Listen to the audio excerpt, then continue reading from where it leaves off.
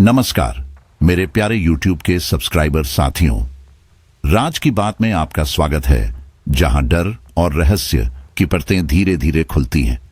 दोस्तों, और हां, जो भी लोग पहली बार इस चैनल पर आए हैं या हमारे पुराने साथी जो अब तक इस परिवार का हिस्सा नहीं बने हैं, तो अभी उस लाल बटन को दबाइए, सिर्फ एक क्लिक, और आप दिल और दिमाग से इस कहानीकार परिवार का हिस्सा बन जाएंगे। आपका स्वागत है। जल्दी से सभी लोग नीचे कमेंट बॉक्स में अपना नाम लिखें। ये भी बताएं कि हमारी कहानियां आपको कैसी लगती हैं। आपका एक कमेंट, एक सब्सक्राइब मेरे लिए एक नई प्रेरणा बन जाता है। तो चलिए बिना समय गंवाए आज की कहानी शुरू करते हैं। लेकिन एक चेतावनी है, आज की कहानी सिर्फ डरावनी नहीं है, ये आपको अतीत की एक ऐसी परत में ले जाएगी जहां डर, शक्ति और श्राप एक साथ मौजूद हैं। एक प्राचीन गांव की कहानी है, एक साधु की जिसने अपनी तपस्या से असीम शक्तियां हासिल की थीं, और फिर उसका सामना हुआ एक ऐसे प्रेत से जो अंधेरे का राजा कहा जाता था।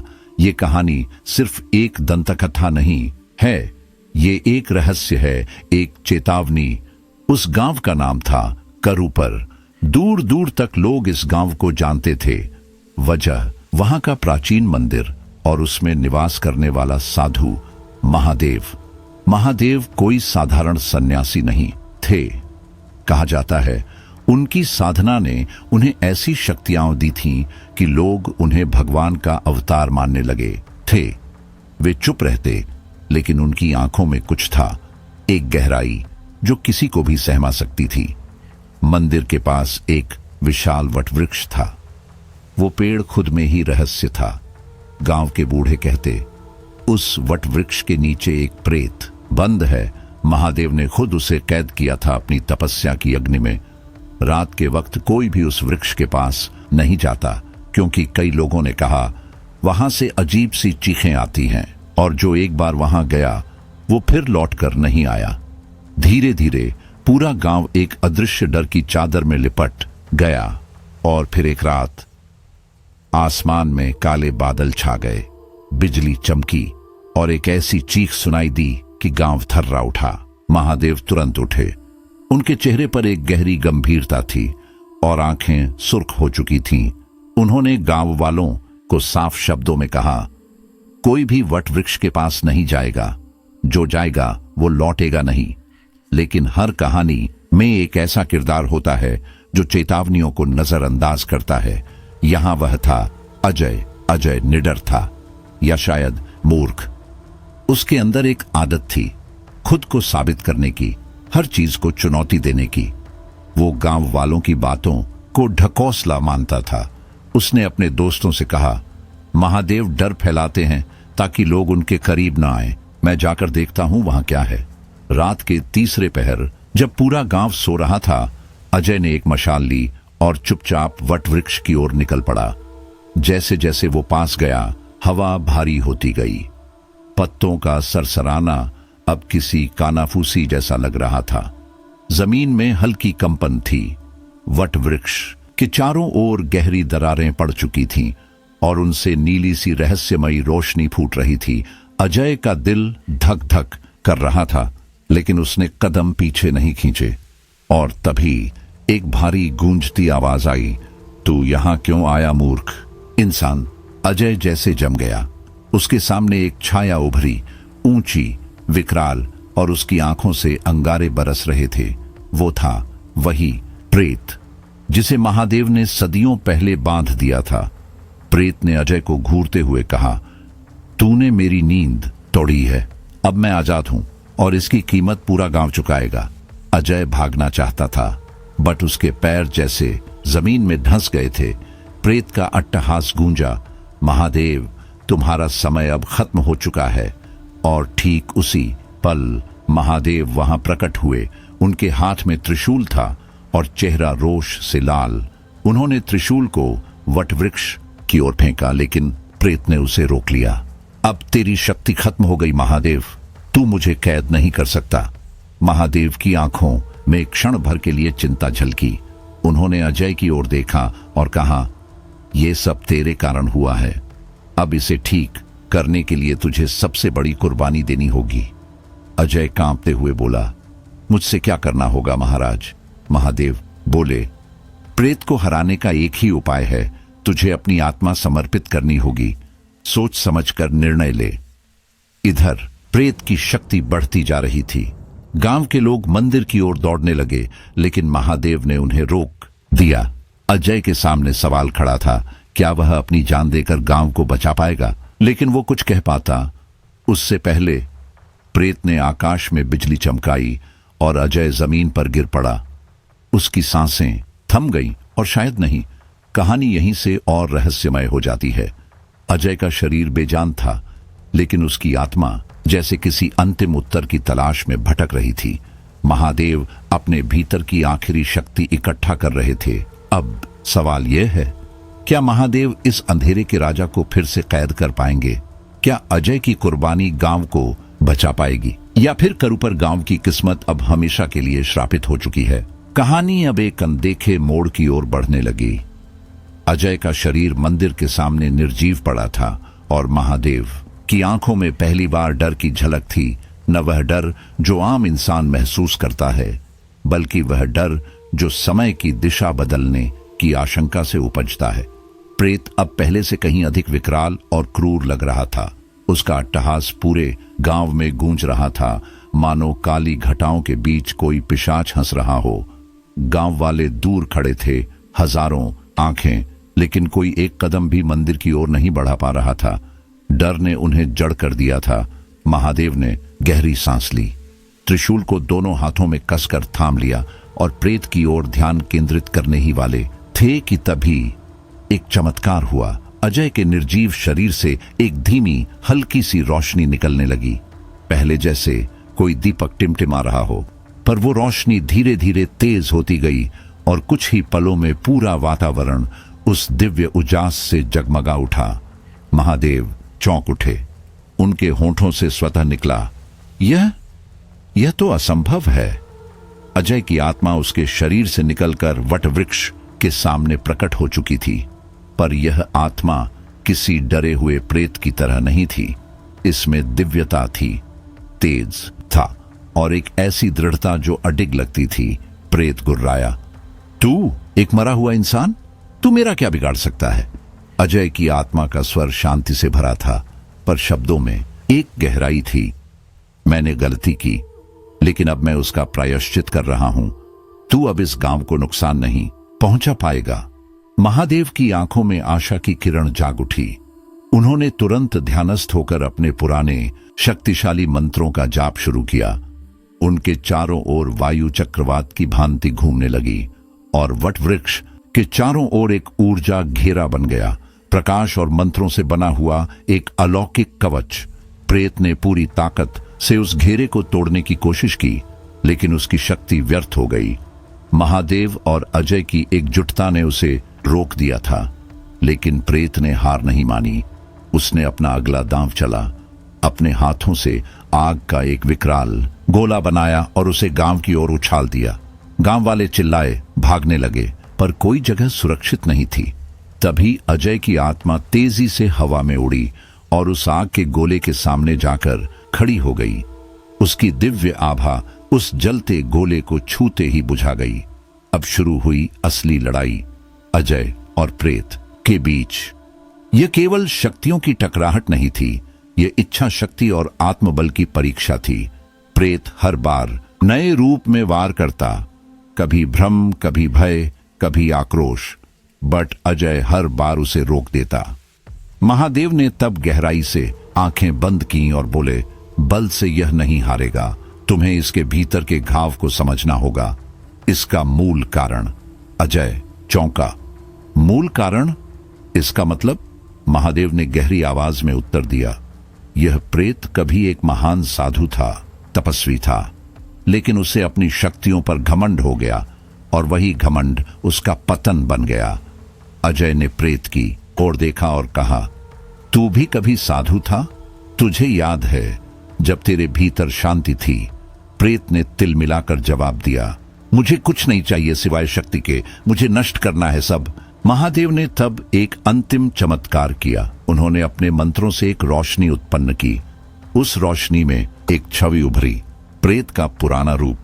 जब वह एक साधु था, वह शांत, तपस्वी, ध्यानमग्न स्वरूप अब उसके सामने था। प्रेत की आंखों में एक पल को ठहराव आया।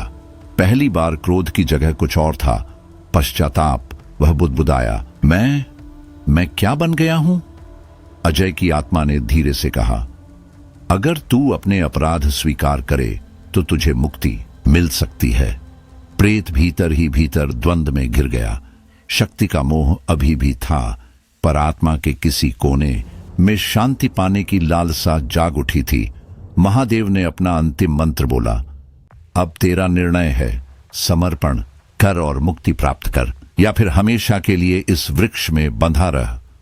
कुछ क्षणों तक मौन रहा, फिर प्रेत ने अपनी आंखें बंद की। उसके चारों ओर की काली ऊर्जा धीरे धीरे क्षीण होने लगी।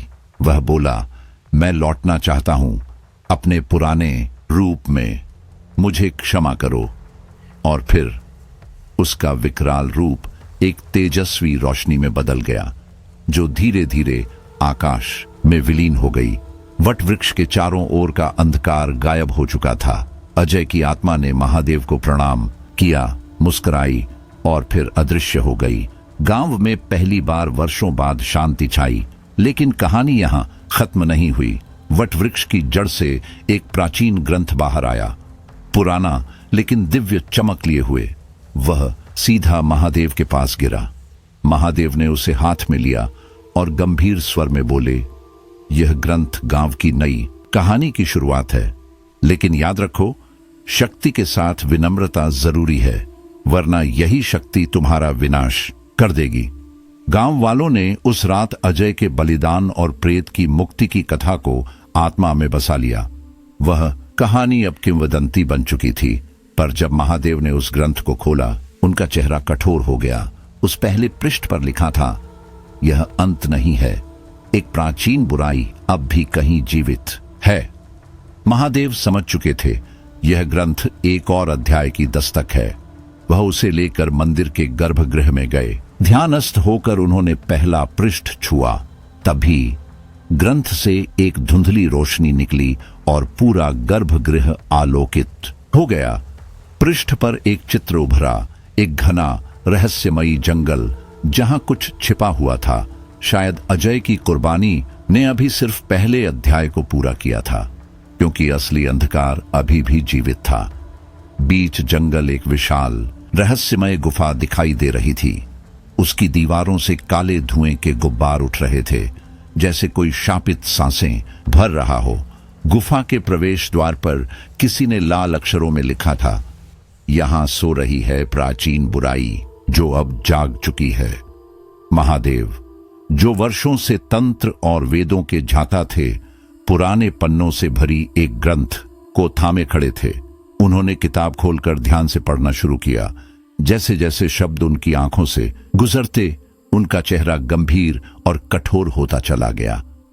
हर पन्ने के साथ उनके भीतर बेचैनी गहराती जा रही थी। जिस प्रेत को हमने मुक्त किया, उन्होंने धीमे स्वर में पढ़ा, वह तो केवल एक मोहरा था। असली बुराई वह प्राचीन आत्मा है जो सदियों से इस धरती में कैद थी, और अब वह जाग रही है। महादेव ने एक गहरी सांस ली। उनके माथे पर पसीने की बूंदें चमक उठी, उनके होंठ कांपे, पर उन्होंने खुद को थामते हुए बुदबुदाया, अगर यह आत्मा पूरी तरह जाग गई तो सिर्फ यह गांव ही नहीं, पूरी दुनिया अंधकार में डूब जाएगी।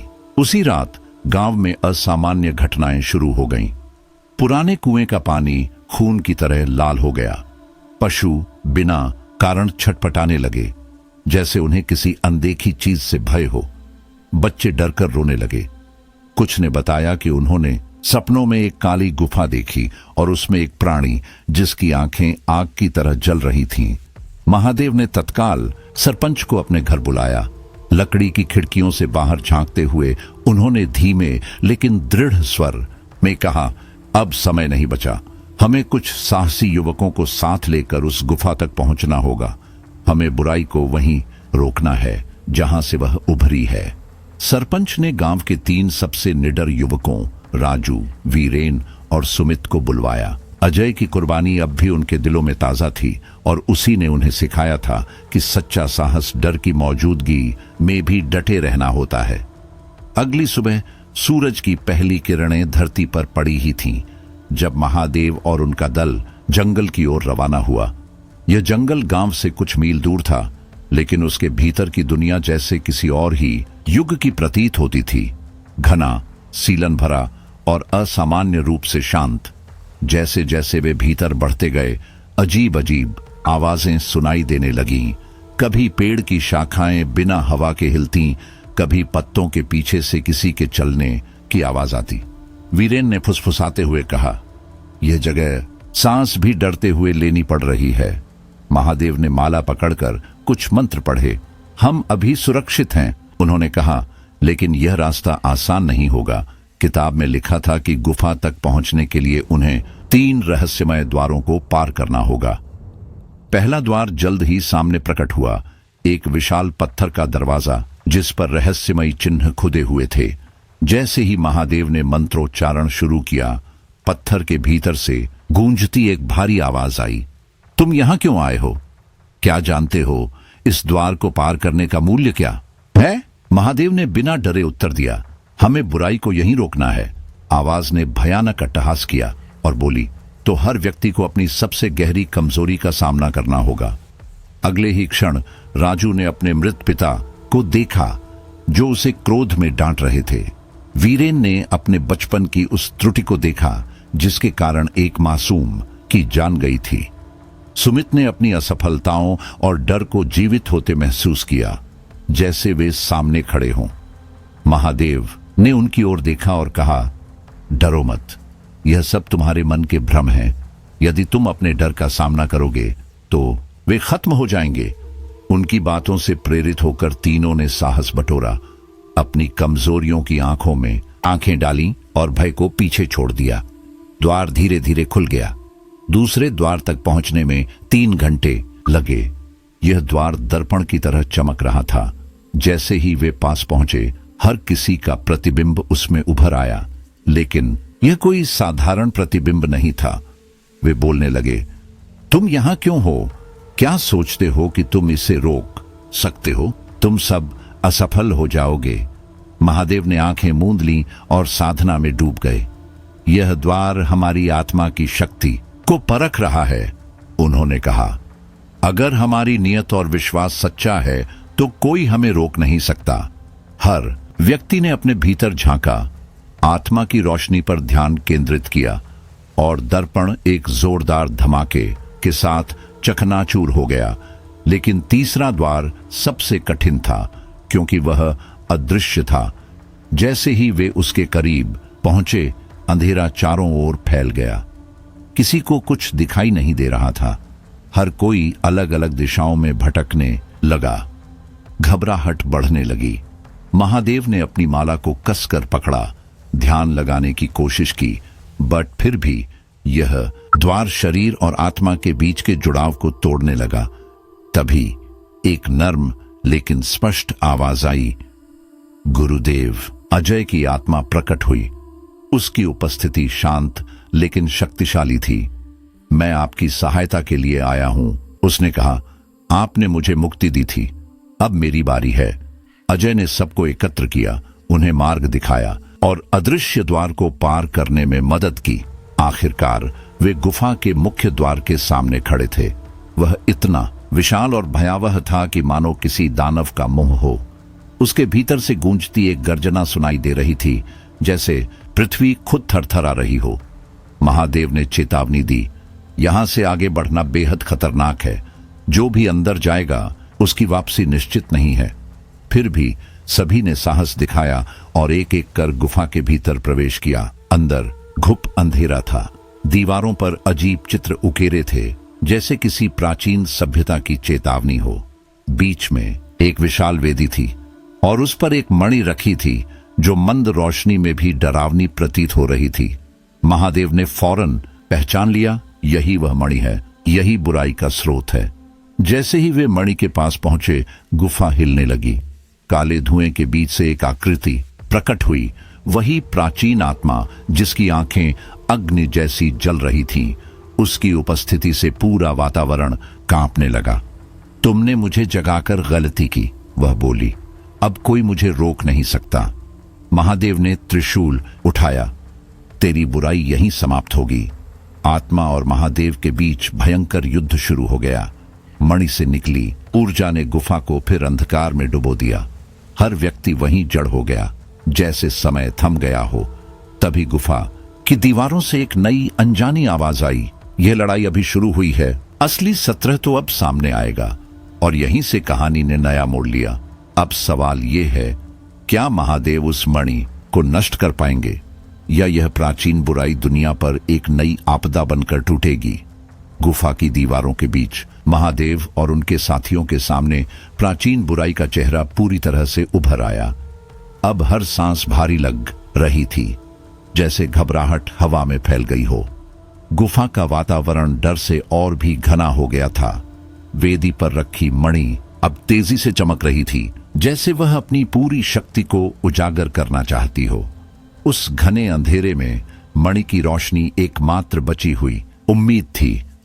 प्राचीन आत्मा ने अपनी उंगली महादेव की ओर उठाई। उसकी आंखों में जलते हुए लावे जैसी चमक थी। आवाज में एक खौफनाक गर्जना थी। तुम नहीं समझते महादेव, मैंने सदियों तक इस गुफा में सोने का इंतजार किया है और अब मैं जाग चुका हूं। जो कोई भी मुझे रोकने की कोशिश करेगा वह मिट जाएगा। महादेव ने अपने त्रिशूल को मजबूती से थामा और अपनी आंखों में किसी तरह का डर नहीं था। उनकी आवाज में एक गहरी शांति और दृढ़ता थी। तुम एक प्राचीन बुराई हो, लेकिन इसका अंत होगा। इस गुफा से बाहर निकलने से पहले तुम्हें अपनी सच्चाई स्वीकार करनी होगी। प्राचीन आत्मा ने हंसी में उसकी बात को नकारते हुए कहा, सच्चाई? तुम समझते हो कि मुझे कोई रोक सकता है?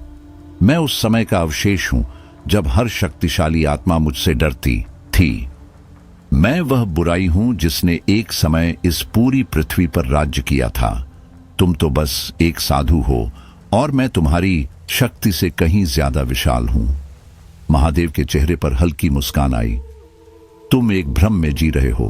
तुम्हारी शक्ति सिर्फ तुम्हारे अहंकार में समेटी हुई है। तुम्हारी असल ताकत अब तुम्हारी कमजोरी बन चुकी है। तुम्हारी आत्मा ने जितना नुकसान किया है वह अब तुम्हें ही भुगतना होगा। प्राचीन आत्मा ने आक्रोश में एक खौफनाक शोर मचाया और अपनी पूरी शक्तिमणि में समेट ली। गुफा के चारों ओर अंधेरा छा गया। महादेव ने अपनी आंखें बंद की और गहरी सांस ली। वह जानते थे कि अब उन्हें एक और कठिन परीक्षा का सामना करना होगा।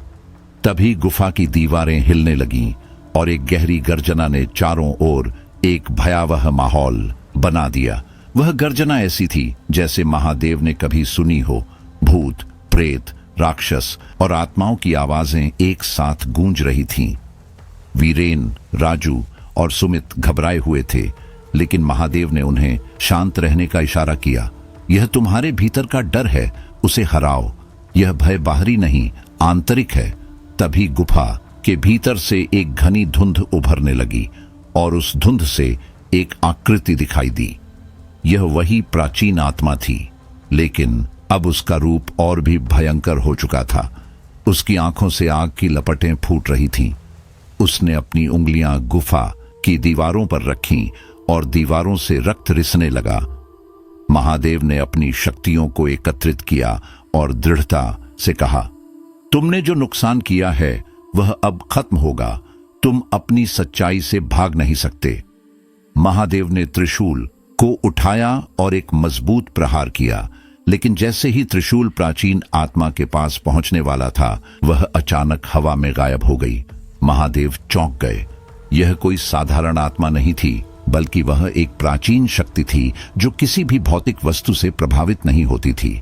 महादेव ने अपनी आंखें खोली और तुरंत समझ गए कि उन्हें बाहरी शक्ति से नहीं, बल्कि अपनी आंतरिक शक्ति से इस आत्मा का सामना करना होगा। उन्होंने एक और मंत्र पढ़ना शुरू किया, जो उनके हृदय से निकलकर गुफा की दीवारों में गूंजने लगा।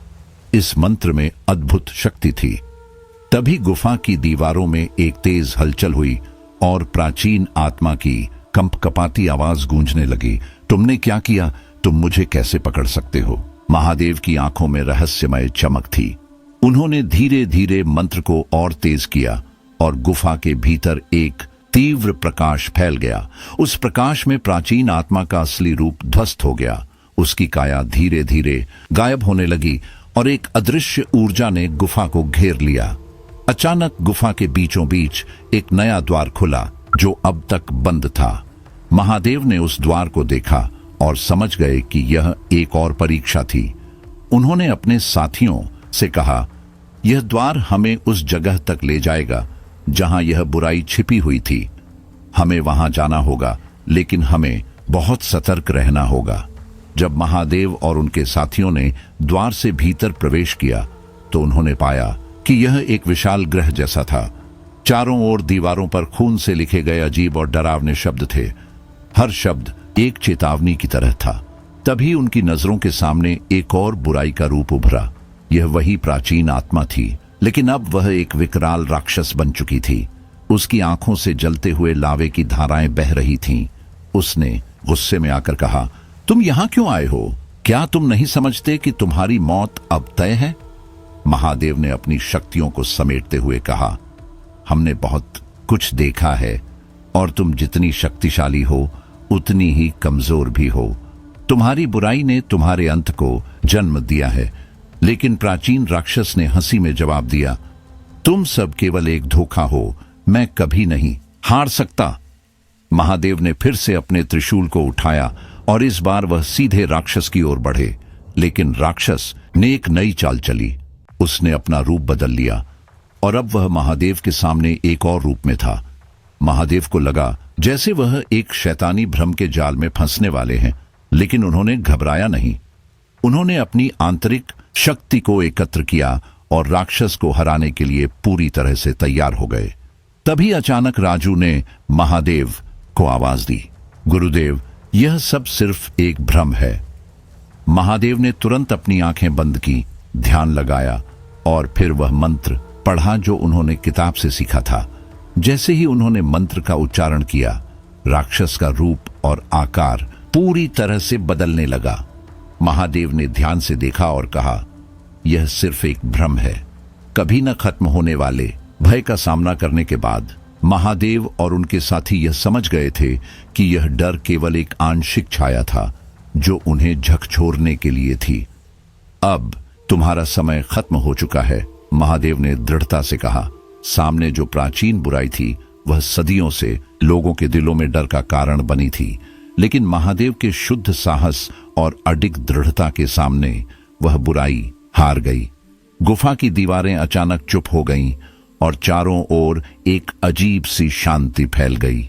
महादेव और उनके साथियों ने गुफा के अंदर की ओर देखा। अब वहां बुराई का कोई भी संकेत नहीं था, लेकिन महादेव की आंखों में एक गहरी चिंता छिपी हुई थी। उन्होंने समझा कि यह अंत नहीं था। किताब में जो चेतावनी लिखी थी वह केवल एक संकेत थी, असली खतरा अब तक सामने नहीं आया था। महादेव ने गहरी सांस ली और कहा, यह कहानी अभी समाप्त नहीं हुई है, यह केवल एक शुरुआत है। महादेव के शब्दों में गहरी चिंता थी और उनकी आंखों में वह डर नहीं था जो पहले दिखता था। उन्होंने एक आखिरी बार गुफा की चुप्पी को महसूस किया और यह समझने की कोशिश की कि असली खतरा क्या था। हालांकि वे और उनके साथी प्राचीन आत्मा को हरा चुके थे, लेकिन महादेव का दिल अभी भी आशंका से भरा हुआ था। गुफा में छुपी उस असली बुराई का रूप अब भी धुंधला था और महादेव को लगता था कि यह कोई साधारण आत्मा नहीं थी, बल्कि वह एक छाया थी जो सदियों से इस धरती पर भटक रही थी और उसकी ताकत अब तक अनजानी थी। गुरुदेव, क्या हम सुरक्षित हैं? वीरेन ने भय के साथ पूछा। उसकी आंखों में स्पष्ट डर था। वह जानता था कि जिस प्राचीन बुराई का सामना उन्होंने किया था वह केवल एक शुरुआत हो सकती है। महादेव ने गंभीर स्वर में कहा, यह खतरे का सिर्फ एक रूप था, असली संकट अभी सामने नहीं आया। उस किताब में जो लिखा था, असली खतरा अभी सामने नहीं आया। इसका मतलब है कि कोई और ताकत हमारी प्रतीक्षा कर रही है। यह केवल शुरुआत है और हमें और भी सावधान रहना होगा। सभी एक दूसरे की ओर देख रहे थे, लेकिन कोई भी आगे बढ़ने की हिम्मत नहीं जुटा पा रहा था। गुफा की दीवारें अब शांत हो चुकी थीं, लेकिन एक अदृश्य तनाव का एहसास हो रहा था, जैसे कुछ और बुरी शक्तियां गहरे अंधकार में छिपी हों। महादेव ने अपनी आंखें बंद की और फिर से वह मंत्र उच्चारण किया जो उसने पहले प्राचीन आत्मा को हराने के लिए पढ़ा था। उसका ध्यान पूरी तरह से एकाग्र हो गया और जैसे ही उसने मंत्र समाप्त किया, गुफा में फिर से हलचल शुरू हो गई। यह हलचल पहले जैसी नहीं थी। इस बार यह और भी गहरी, भयानक और खतरनाक थी। दीवारों से एक कटा हुआ संगीत सुनाई देने लगा, जैसे कोई पुराने समय का भूत या राग हो। क्या हो रहा है? सुमित ने कांपते हुए पूछा। महादेव ने अपनी आंखें खोलीं और कहा, यह सिर्फ हमारे सामने की एक झलक है। बुराई अब और भी गहरी हो चुकी है। उन्होंने अपने हाथों को ऊपर किया और गुफा के अंधेरे में एक रोशनी पैदा की। अचानक एक हल्का आभास हुआ कि गुफा का वातावरण बदल रहा है। दीवारें और भी घनी हो रही थीं और बुराई की एक नई रूपरेखा उभरने लगी थी। गुफा की दीवारों पर एक विशाल रूप आकार लेने लगा। यह एक अजगर था जिसकी आंखें जलती हुई थीं। उसकी त्वचा लोहे जैसी मजबूत थी और उसकी जहरीली हवा गुफा में फैलने लगी। महादेव के सामने यह नया रूप एक अभिशप्त शक्ति था। यह वही शक्ति थी जिसे किताब में बादाम बाया काले अजगर कहा गया था। यही असली खतरा था जो अब सामने आ रहा था। यह अजगर किसी साधारण प्रेत से कहीं ज्यादा है। महादेव ने कहा, यह एक दुष्ट आत्मा है जो हजारों सालों से अपनी शक्ति को एकत्रित कर रही थी। राजू ने घबराते हुए पूछा, गुरुदेव, हम इससे कैसे लड़ सकते हैं? यह तो बहुत शक्तिशाली है। महादेव ने गहरी सांस ली और कहा, हमारी ताकत हमारी एकता में है। अगर हम एकजुट होकर इसका सामना करेंगे तो हम इसे हराने में सफल होंगे। महादेव ने एक तीव्र मंत्र का उच्चारण किया और गुफा में तेज चमक पैदा हो गई। अजगर ने गुस्से में आकर फुफकारते हुए महादेव की ओर बढ़ना शुरू किया। उसकी आंखें जल रही थीं और उसके मुंह से घना विष निकल रहा था जो गुफा की हवा में घुलकर और भी डरावना हो रहा था। तुमने अपनी शांति को तोड़ा है महादेव। अजगर की आवाज गुफा में गूंजने लगी। अब तुम सबका अंत निश्चित है। महादेव ने अपना त्रिशूल उठाया और आकाश में एक तीर की तरह उसे अजगर की ओर फेंका, लेकिन अजगर ने अपनी पूरी शक्ति से उस त्रिशूल को नष्ट कर दिया। महादेव को समझ आ गया कि इसे हराने के लिए सिर्फ शारीरिक ताकत नहीं बल्कि एक नई रणनीति की जरूरत है। सब ध्यान लगाओ, महादेव ने जोरदार आवाज में कहा। हमारी शक्ति से ज्यादा हमारी इच्छा शक्ति मायने रखती है। अगर हम विश्वास और साहस के साथ इसका सामना करेंगे तो यह हमें हरा नहीं सकता। वीरेन और सुमित ने महादेव की बात पर भरोसा करते हुए अपनी भीतर की शक्ति को जागृत करना शुरू किया। वे गहरी सांस लेते हुए अपनी चिंताओं और डर को दूर करने की कोशिश करने लगे। एक के बाद एक उन्होंने अपनी आत्मा को परिष्कृत किया और फिर सभी ने एकजुट होकर अजगर के खिलाफ एक शक्तिशाली मंत्र का उच्चारण किया। यह मंत्र गुफा के भीतर गूंजने लगा और उसकी तरंगे अजगर के आसपास फैलने लगीं। अजगर ने डरते हुए अपनी आंखें फाड़ दी और उसकी जलती हुई आंखें अब धुंधली होने लगीं। वह चिल्लाया, तुम मुझे नहीं रोक सकते, मैं एक अनंत शक्ति हूं। लेकिन महादेव ने अपनी आवाज में विश्वास और साहस भरते हुए कहा, तुम्हारी शक्ति केवल भ्रम है अजगर, हम जितने तुमसे डरने वाले नहीं हैं। त्रिशूल फिर से उठाया गया, लेकिन इस बार महादेव की आंखों में कुछ और ही था। सिर्फ क्रोध नहीं बल्कि एक पुरानी थकान और कुछ खो देने का डर। उन्होंने धीमे स्वर में कुछ मंत्र बुदबुदाए। शब्दों में ऐसी गूंज थी जैसे वक्त खुद रुक गया हो। अब बहुत हो गया। महादेव की आवाज कांपी नहीं, लेकिन उसमें एक थरथराहट थी, भीतर की लड़ाई की। त्रिशूल सीधा अजगर की छाती में उतारा गया। टकराते ही जैसे कोई बम फट गया हो। गुफा में धुआं, राख और एक चीख गूंज उठी, ना अजगर की ना इंसान की, बल्कि उस शक्ति की जो दोनों के बीच थी। अजगर की काया पल भर में भस्म हो गई, लेकिन हवा में एक अजीब सी नमी तैरने लगी। महादेव का चेहरा सख्त हुआ। ये क्या था? उन्होंने सांस रोककर पूछा, क्या वाकई खत्म हो गया? सुमित कुछ बोलने ही वाला था कि गुफा की दीवारें हिलने लगीं। ठंडी हवा ने उनकी रीढ़ में सिहरन दौड़ा दी। और तभी एक नई छाया उभरी, पहले से कहीं बड़ी, कहीं डरावनी। वीर के गले से हल्की सी चीख निकली, ये तो अजगर नहीं है। दीवारों से उठता अंधेरा अब सचमुच जिंदा लग रहा था। वह बस अंधकार नहीं था, वह एक सोच थी, एक इरादा। फिर उसी सन्नाटे में एक भारी आवाज गूंजी, इतनी गहरी कि जमीन भी थरथरा उठी। तुमने सिर्फ उसकी देह को मारा है, उसकी आत्मा को नहीं। अब असली बुराई तुम्हारे सामने खड़ी है। मैं हूं तुम्हारा असली शत्रु। महादेव की नजरें अंधेरे में गड़ गईं, जैसे किसी पुराने डर को पहचान रही हों। ये कोई और शक्ति है, उन्होंने बुदबुदाया, एक ऐसी जो शायद हमें पहले से देख रही थी। गुफा का तापमान अचानक गिरने लगा। ठंडी हवा में मिट्टी की गंध, दीवारों से टपकता पानी और दिल की धड़कनें सब एक साथ सुनाई देने लगे। वीरेन, जिसकी उम्र भले कम थी लेकिन हिम्मत बड़ी, कांपते स्वर में पूछ बैठा, गुरुदेव, ये क्या है? महादेव ने माथे पर तिलक किया, आंखें बंद की और धीमे स्वर में बोले, ये वो है जिसे सदियों से कैद किया गया था। अब ये जाग चुकी है। दीवारों से खड़खड़ाहट आई। गुफा के सन्नाटे में कुछ सरकता सा लगा और तभी अंधेरे में एक आकृति उभरी, धुंधली पर भयानक। ओह भगवान! राजू पीछे हट गया। वह सिद्ध बुराई है। महादेव की आंखें चमक उठीं। उस छाया ने एक गूंजती आवाज में कहा, तुम नहीं समझ सकते साधु, मैं वो हूं जिसे अंधकार ने नहीं, खुद अस्तित्व ने जन्म दिया। मैं हर युग में लौटती रही हूं। उसकी आवाज में कोई सामान्य डर नहीं था। वो आवाज जैसे दिमाग को चीरती जा रही थी। महादेव ने त्रिशूल कसकर पकड़ा और कहा, तू कितनी भी पुरानी हो, आज तुझे यहीं रुकना होगा। आत्मा ने ठाका लगाया, तुम्हारे जैसे कई आई और सब मुझ में समा गए। गुफा में एक तूफान उठा। पत्थर खड़कने लगे, दीवारें कांपने लगीं और जमीन से मानो किसी ने कराहते हुए फुसफुसाया। अचानक वह आत्मा बदल गई। अब वह एक विशाल आकृति में प्रकट हुई। उसकी आंखें ज्वाला सी, शरीर लहराता हुआ काले धुएं का मकड़जाल। सुमित चिल्लाया, गुरुदेव, ये हमें निगल जाएगा। महादेव ने आंखें बंद की, लंबी सांस ली। हमारी शक्ति हमारे भीतर है। डर हमें कमजोर करता है और ये बुराई सिर्फ डर पर जिंदा है।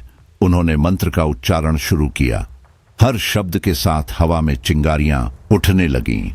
गुफा रोशनी से भरने लगी।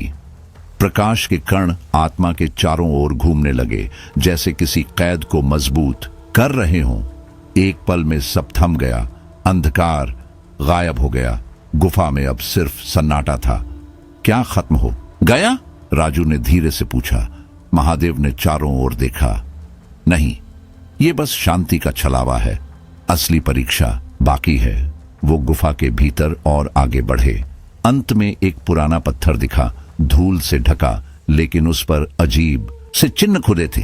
ये महादेव आगे बढ़े और पत्थर को छुआ। तभी दीवारों से बिजली सी चमक उठी। हवा में गूंजा एक कंपन, जैसे कोई जाग गया हो। अब असली कहानी शुरू हो रही है, महादेव ने बुदबुदाया और गुफा फिर से जिंदा हो उठी। गुफा के भीतर की हवा अचानक भारी हो गई थी। एक स्याह चुभती हुई ऊर्जा ने सबको जकड़ लिया। राकेश ने पीछे हटते हुए फुसफुसाया, गुरुदेव, ये वही है ना, वही आत्मा। महादेव की आंखें स्थिर थीं, चेहरा शांत, पर भीतर एक ज्वाला सुलग रही थी। हाँ, उन्होंने धीमे मगर दृढ़ स्वर में कहा, वही है जिसे हमने एक युग पहले रोका था, पर अब इसका रूप और भी विकृत है। गुफा की दीवारें कांपने लगीं, पत्थरों की दरारों से धूल झड़ने लगी। एक गूंजती हुई आवाज उभरी, खुरदुरी और छल से भरी, समझदार हो गए हो महादेव, इस बार आने से पहले ही डर गए। डर नहीं, महादेव ने त्रिशूल आकाश में उठाते हुए कहा, तैयारी है। जैसे ही त्रिशूल ने चमक बिखेरी, एक भयानक रोशनी गुफा को चीर गई। आत्मा की चीखें गूंज उठीं, पर वह मिटने के बजाय बदलने लगी। उसने अपनी शक्ल को मोड़ लिया। अब वह एक विशाल क्रूर राक्षस के रूप में प्रकट थी। महादेव ने एक पल त्रिशूल थामा, फिर गहरी सांस ली। यह कोई साधारण आत्मा नहीं है, यह कुछ और है। गुरुदेव, अब क्या करें? राजू की आवाज कांप रही थी, पसीना उसके माथे से टपक रहा था। महादेव ने उसकी आंखों में देखा। अब हमें खुद पर भरोसा करना होगा। जितनी शक्ति बाहर की है उससे कहीं बड़ी ताकत हमारे भीतर है। त्रिशूल फिर से चमका। मंत्रों की ध्वनि के साथ वह राक्षस की ओर चला। जैसे जैसे प्रकाश तेज हुआ, राक्षस फिर से अपने रूप को बदलने लगा। एक विस्फोट हुआ। रोशनी में डूबे उस पल में राक्षस की देह चिथड़ों में बिखर गई। महादेव थक कर एक पल को रुके। ये अंत नहीं है, उन्होंने बुदबुदाया, ये तो शुरुआत है। गुफा फिर से शांत हो गई, पर वो शांति असली न थी। हवा में अभी भी एक सर्दी थी जो हड्डियों तक चुभती थी। गुरुदेव, वीरेन ने कहा, यहां कुछ सही नहीं लग रहा। यह शांति नकली है। मुझे लगता है कुछ और है यहां, कुछ और खतरनाक। महादेव ने गुफा की दीवारों की ओर देखा। हर दरार, हर आकृति जैसे कुछ कह रही थी। एक कहानी, एक चेतावनी। तुम सही कह रहे हो, उन्होंने कहा। यह सिर्फ एक गुफा नहीं, यह बुराई की जन्मस्थली है। हर युग में इसका रूप बदला है। कौन है वो? राजू ने कांपते हुए पूछा। महादेव ने धीरे से सिर झुकाया। वो समय और अस्तित्व से परे है। वो एक विचार है, एक छाया जो कभी खत्म नहीं होती। तभी दीवारों से एक और गूंजती आवाज आई, गहराई से आती हुई। तुम मेरी जड़ें उखाड़ना चाहते हो, पर क्या जानते हो कि मैं क्या हूं? महादेव पीछे हटे। कौन है तू? क्यों चाहता है कि हम तुझसे डरें? अंधेरे से एक आकृति उभरी, विकृत, विकराल, मानो किसी देवता का टूटा जला हुआ रूप। उसकी आंखों से आग की लपटें निकल रही थीं और मुस्कान, वो मुस्कान किसी भी इंसान की आत्मा चीर सकती थी। ये, वीरेन की आवाज बैठ गई। ये तो काल भैरव का छाया रूप है। महादेव का चेहरा सख्त हो गया। तू काल भैरव की आड़ क्यों ले रहा है? क्या चाहता है तू? मैं केवल एक रूप नहीं, वह आकृति बोली। मैं अंधकार हूं। मैं समय की दरारों में पनपी हुई वह ताकत हूं जिसे कोई समझ नहीं सका। महादेव ने त्रिशूल थामा। फिर भी तू कमजोर हो चुका है। अब तेरा डर हमारी दुनिया पर नहीं चलेगा। अचानक गुफा कांपने लगी। दीवारें आग की लपटों से झिलमिलाने लगीं और जमीन के नीचे से ऐसी गर्जना हुई जैसे धरती ही फटने वाली हो। महादेव ने त्रिशूल आकाश की ओर उठाया और उसमें समस्त ऊर्जा एकत्र की। मंत्रों की गूंज, साथियों की दबी हुई सांसें और गुफा के भीतर बढ़ता अंधकार, सब कुछ थम गया। जब त्रिशूल प्रकाश बनकर उस विकराल छाया की ओर बढ़ा, एक धमाका हुआ, मानो आकाश टूट पड़ा हो और वह छाया जलते हुए धुएं में बिखर गई। गुफा फिर शांत हुई, पर महादेव की आंखों में चिंता अब भी थी, क्योंकि उन्होंने जान लिया था असली लड़ाई अब शुरू हुई है। काल भैरव ने जैसे ही अपनी भीषण शक्ति का प्रदर्शन किया, गुफा की दीवारें थरथरा उठी। हवा में एक भारीपन आ गया, जैसे समय रुकने को हो। लेकिन महादेव अब पहले जैसे नहीं थे। भीतर की तपस्या, आत्मिक ऊर्जा और शांत परंतु दृढ़ संकल्प ने उन्हें उस बिंदु पर पहुंचा दिया था जहां उन्होंने काल भैरव को अपनी मानसिक और आध्यात्मिक शक्ति से बांध लिया। लेकिन तभी कुछ बदला। काल भैरव का शरीर कांपने लगा। उसका चेहरा विकृत हो रहा था, जैसे कोई और रूप उसमें से उभर रहा हो। उसकी ऊर्जा अब भी महादेव के नियंत्रण में थी, पर वह ठहरी नहीं थी। हर बार जब महादेव उसे दबाते, वह और अधिक भयावह और भी जटिल रूप लेकर सामने आता। गुफा के अंधेरे में उसकी हंसी गूंजने लगी, कर्कश, गहराई से निकली हुई, जैसे कोई प्राचीन भय सामने आ रहा हो। तू मेरी शक्ति को नष्ट नहीं कर सकता महादेव, वह चीख उठा। मैं समय से परे हूं, मैं अंधकार हूं, मैं वह रूप हूं जिसे तेरा मन कभी समझ नहीं सकता। महादेव की आंखों में क्रोध की एक लहर दौड़ी। उनके स्वर में गूंज थी, पर वो अब भी स्थिर थे। हम तुमसे डरने वाले नहीं हैं काल भैरव, उन्होंने गर्जना की। तुम्हारा अंत निश्चित है, चाहे तुम्हारी शक्ति कितनी भी विकराल क्यों ना हो। उन्होंने एक और मंत्र उच्चारित किया। उनके त्रिशूल की ऊर्जा दोगुनी हो गई, जैसे स्वयं ब्रह्मांड की चेतना उसमें प्रवाहित हो रही हो। जब त्रिशूल ने काल भैरव को जकड़ा, गुफा के भीतर एक भीषण विस्फोट हुआ। रोशनी का ऐसा विस्फोट जो अंधेरे को चीरता हुआ हर दिशा में फैल गया। कुछ क्षणों बाद जब ध्वनि और प्रकाश शांत हुए, महादेव और उनके साथी गुफा के मध्य खड़े थे। वहां अब अजीब सी शांति थी, कृत्रिम, अस्वाभाविक, जैसे प्रकृति कुछ कहने से पहले रुक गई हो। महादेव ने एक गहरी सांस ली, साथियों की ओर देखा। वे शांत थे, पर उनके चेहरे चिंता से भरे थे। यह अंत नहीं था। महादेव ने धीमे लेकिन गूंजते स्वर में कहा, यह तो बस एक चरण का अंत है, अगला अभी बाकी है। गुरुदेव, क्या हम सच में सुरक्षित हैं? सुमित ने कांपती आवाज में पूछा। नहीं सुमित, महादेव ने कहा, आंखें अंधेरे में कहीं स्थिर करते हुए, यह केवल शुरुआत है। बुराई अब और विकृत हो चुकी है। हमें इससे भी अधिक खतरनाक शक्तियों से टकराना होगा। सभी ने एक दूसरे की ओर देखा और उस पल उन्हें पहली बार यह एहसास हुआ जिसका उन्होंने अब तक सामना किया था, वह तो केवल एक परछाई थी। महादेव ने फिर से गुफा की ओर देखा। जब तक यह पूरी तरह नष्ट नहीं हो जाती, हम यहां से नहीं जा सकते। तभी गुफा की गहराई से एक भारी घनी आवाज आई, मानो पृथ्वी की गहराई से निकली हो। तुमने एक युद्ध जीता है महादेव, पर असली युद्ध अब शुरू हुआ है। महादेव ने दृष्टि टेढ़ी की और गहराई से बोले, तो हमें तैयार रहना होगा।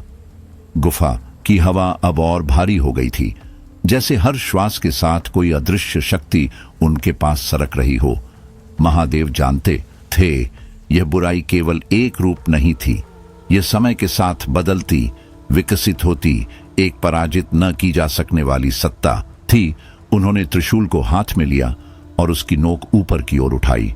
तभी अंधेरे में एक तेज रोशनी कौंधी, मानो आकाश का एक टुकड़ा जमीन पर उतर आया हो।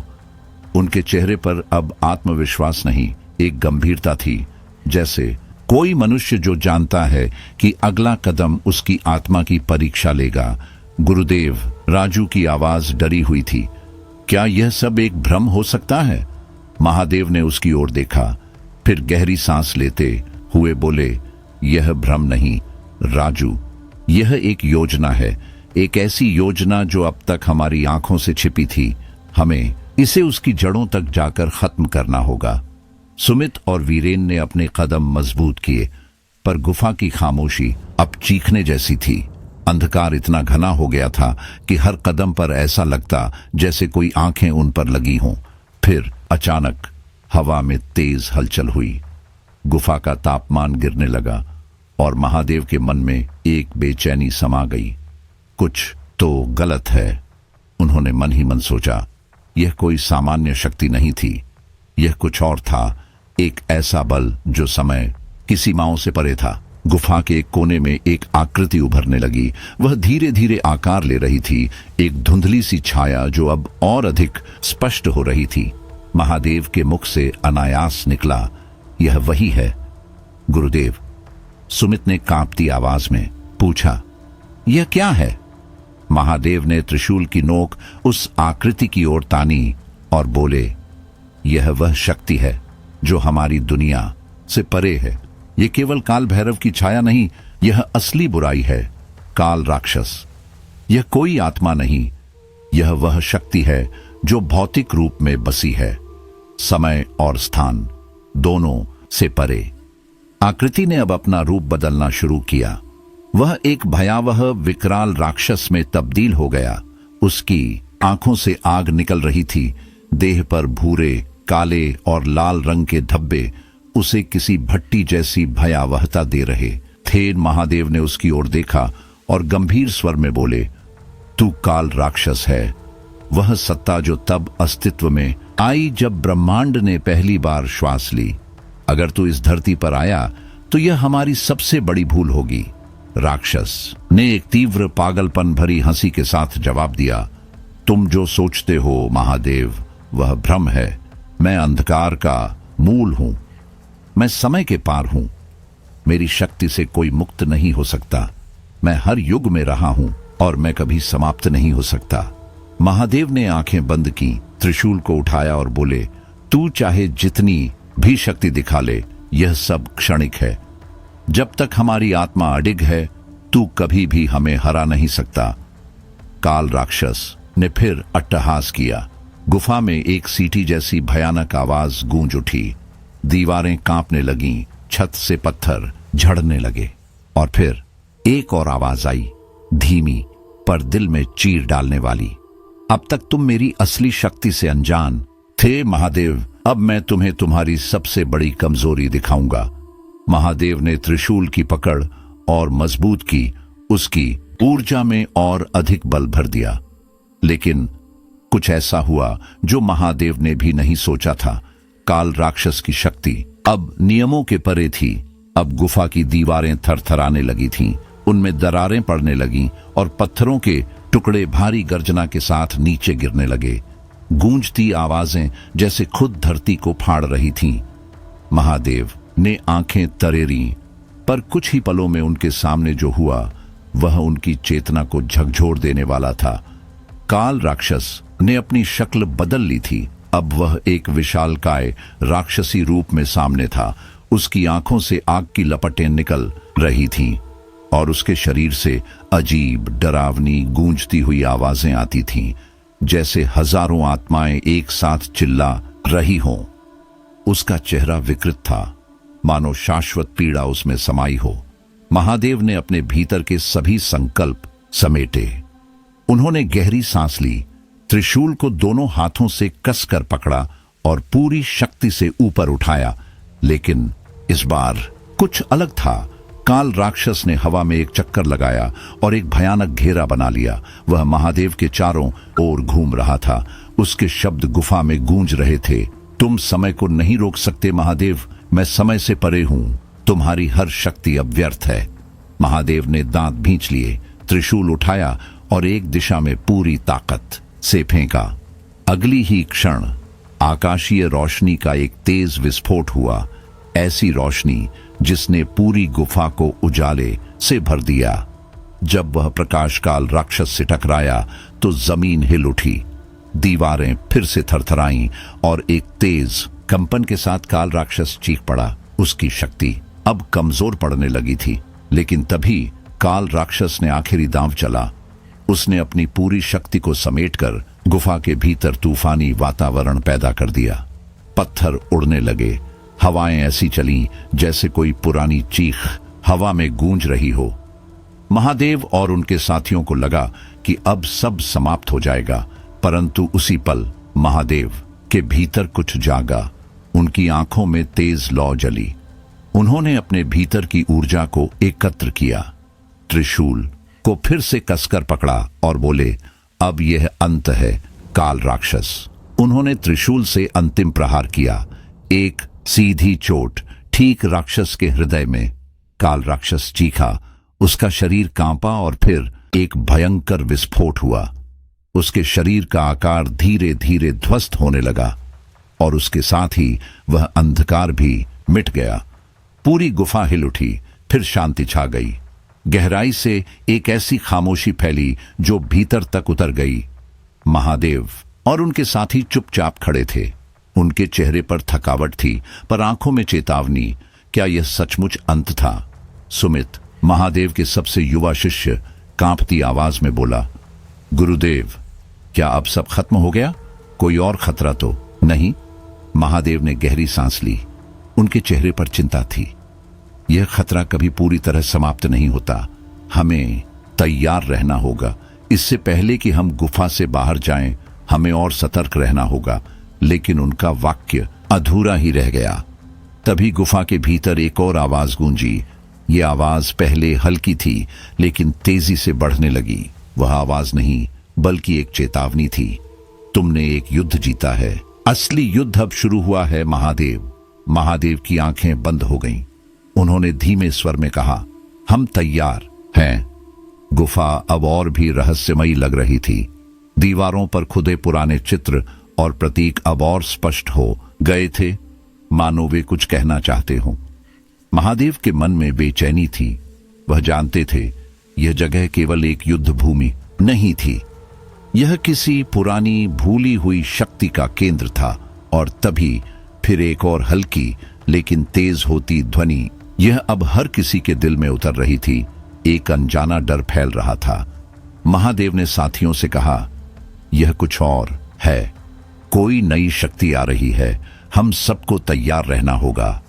सुमित ने कांपते हुए पूछा, क्या काल राक्षस फिर से लौट आया है? महादेव ने सिर झुकाकर उत्तर दिया, नहीं, यह कुछ और है। यह वही शक्ति नहीं है, यह और भी भयावह हो सकती है। तभी गुफा के अंदर एक नई आवाज गूंजी। यह आवाज नहीं, एक विचार की तरह थी जो सीधे सबके मन में प्रवेश कर रही थी। महादेव, तुमने सोचा कि काल राक्षस का अंत सब कुछ था। मैं वह हूं जिसे तुमने अब तक नजरअंदाज किया है। मैं वह अंधकार हूं जो हर अस्तित्व को निगल जाता है। महादेव ने त्रिशूल को कसकर थामा। तुम कौन हो? क्यों हमारी शक्ति को चुनौती दे रहे हो? गुफा के बीचों बीच धुआं उठने लगा। वह धुआं धीरे धीरे एक आकृति में बदलने लगा। ये आकृति अब तक के सबसे डरावने दृश्य से भी ज्यादा भयानक थी। उसकी आंखों में आग थी और उसके शरीर से सड़ी हुई विषैली गंध निकल रही थी। उसका आकार इतना विशाल था कि उसकी छाया गुफा के हर कोने को ढक चुकी थी। महादेव समझ गए, यह साधारण राक्षस नहीं था। तुम कौन हो? महादेव ने क्रोध में पूछा। उस विकराल राक्षस ने एक भयावह हंसी में कहा, मैं वह हूं जिसे तुम कभी पहचान नहीं पाए। मैं समय का रक्षक हूं, अंधकार से आया हूं, हर युग में जन्म लेता हूं और अब मैं तुम्हारी दुनिया को निगलने आया हूं। महादेव ने आंखें बंद की और त्रिशूल को और मजबूती से पकड़ा। तुम्हारा नाम क्या है? तुम्हारा उद्देश्य क्या है? वह राक्षस फिर हंसा। मेरा नाम अंधकार है। मैं वह शक्ति हूं जिसे हर प्राणी ने कभी न कभी अपने भीतर महसूस किया है, डर, कमजोरी और अज्ञात। मैं वही छाया हूं जिसे तुमने हमेशा दबाने की कोशिश की है। अब मैं खुद को प्रकट कर रहा हूं। महादेव ने देखा, यह राक्षस काल राक्षस से भी अधिक शक्तिशाली था। उसकी आंखों में भयंकर चमक थी और उसके चारों ओर की हवा में कंपन था, जैसे हर सांस खुद एक चेतावनी हो। और अब असली युद्ध शुरू होने वाला था। यह सच नहीं है, महादेव ने गहरी आवाज में कहा, आंखों में अग्नि की चमक के साथ। अब तुम्हें मेरा सामना करना होगा, अंधकार। तुम्हारी शक्ति मेरी चेतना और आत्मबल के आगे कुछ भी नहीं है।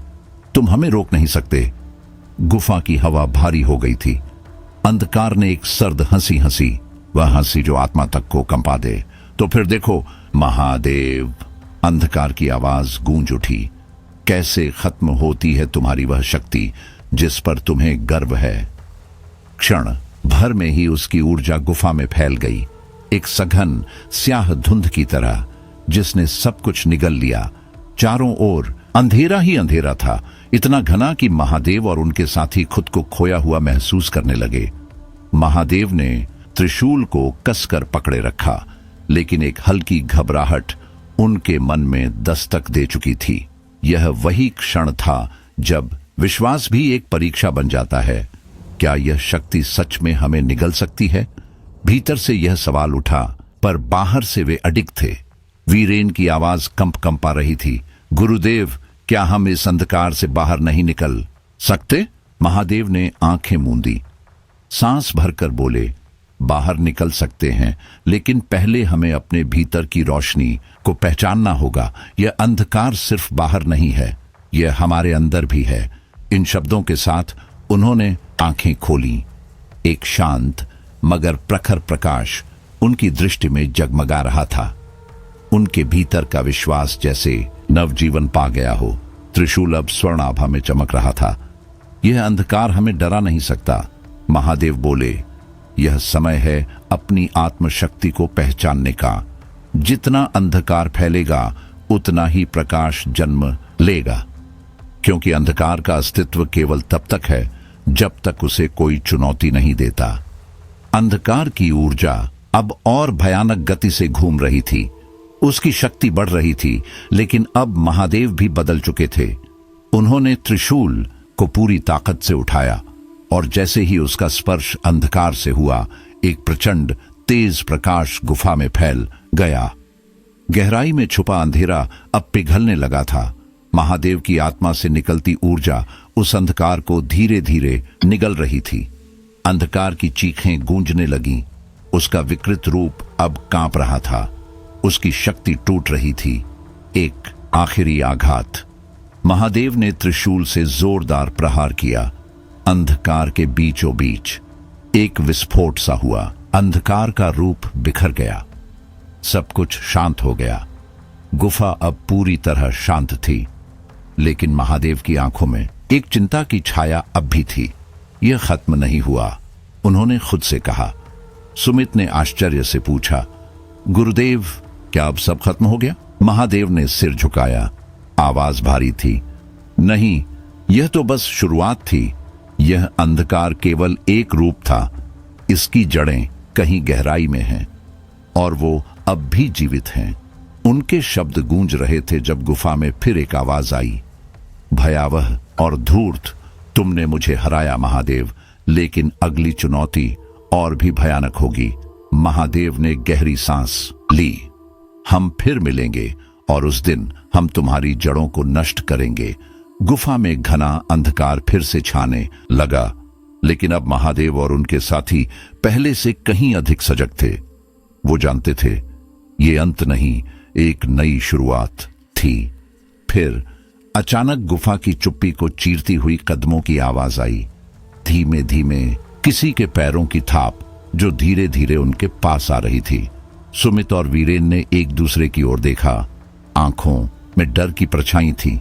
राजू ने पूछा, गुरुदेव, क्या यह कोई नया खतरा है? महादेव ने आंखें बंद की, जैसे भीतर की आवाज को सुन रहे हों। फिर बोले, हां राजू, यह कोई साधारण शत्रु नहीं है। यह शक्ति समय, स्थान और चेतना से परे है। यह हमारे मन और आत्मा की गहराई से जुड़ी है। हमें अब और भी अधिक जागरूक रहना होगा। तभी गुफा में एक तेज हलचल हुई। हवा कांप उठी। एक रहस्यमयी सीटी जैसी ध्वनि फैलने लगी, मानो कोई पुराना रहस्य फिर से जाग उठा हो। और फिर वह प्रकट हुआ, एक आकृति, अलग, अनोखी। ना वह घना अंधकार था, ना विकराल शरीर। वह धीरे धीरे एक वृद्ध साधु के रूप में आकार लेने लगा। उसका चेहरा शांत था, लेकिन उस मुस्कान में कुछ था, एक गहरी छिपी हुई बुराई। उसकी आंखों में ऐसी चमक थी जो आत्मा तक पहुंच जाए और वहां डर की जड़ें जमा दे। महादेव उसके सामने गए। पूछा, तुम कौन हो? वह वृद्ध साधु धीरे से मुस्कुराया और बोला, मैं वो हूं जिसे तुमने कभी देखा नहीं, लेकिन जिसने तुम्हारे हर कदम को देखा है। मैं वह रहस्य हूं जिससे तुम अनजान हो। तुम अब उस शक्ति से खेल रहे हो जिसे समझना तुम्हारे लिए संभव नहीं। महादेव का चेहरा क्रोध से लाल हो गया। तुम कौन हो और क्या चाहते हो? उस वृद्ध साधु की मुस्कान और भी चौड़ी हो गई और उसके आसपास की हवा और भारी हो चली। यह खेल अब शुरू हुआ था। यहां आए हो। वृद्ध साधु की आवाज गुफा की नमी से टकराकर एक अजीब सी गूंज में बदल गई। महादेव और उनके साथी ठिठक गए।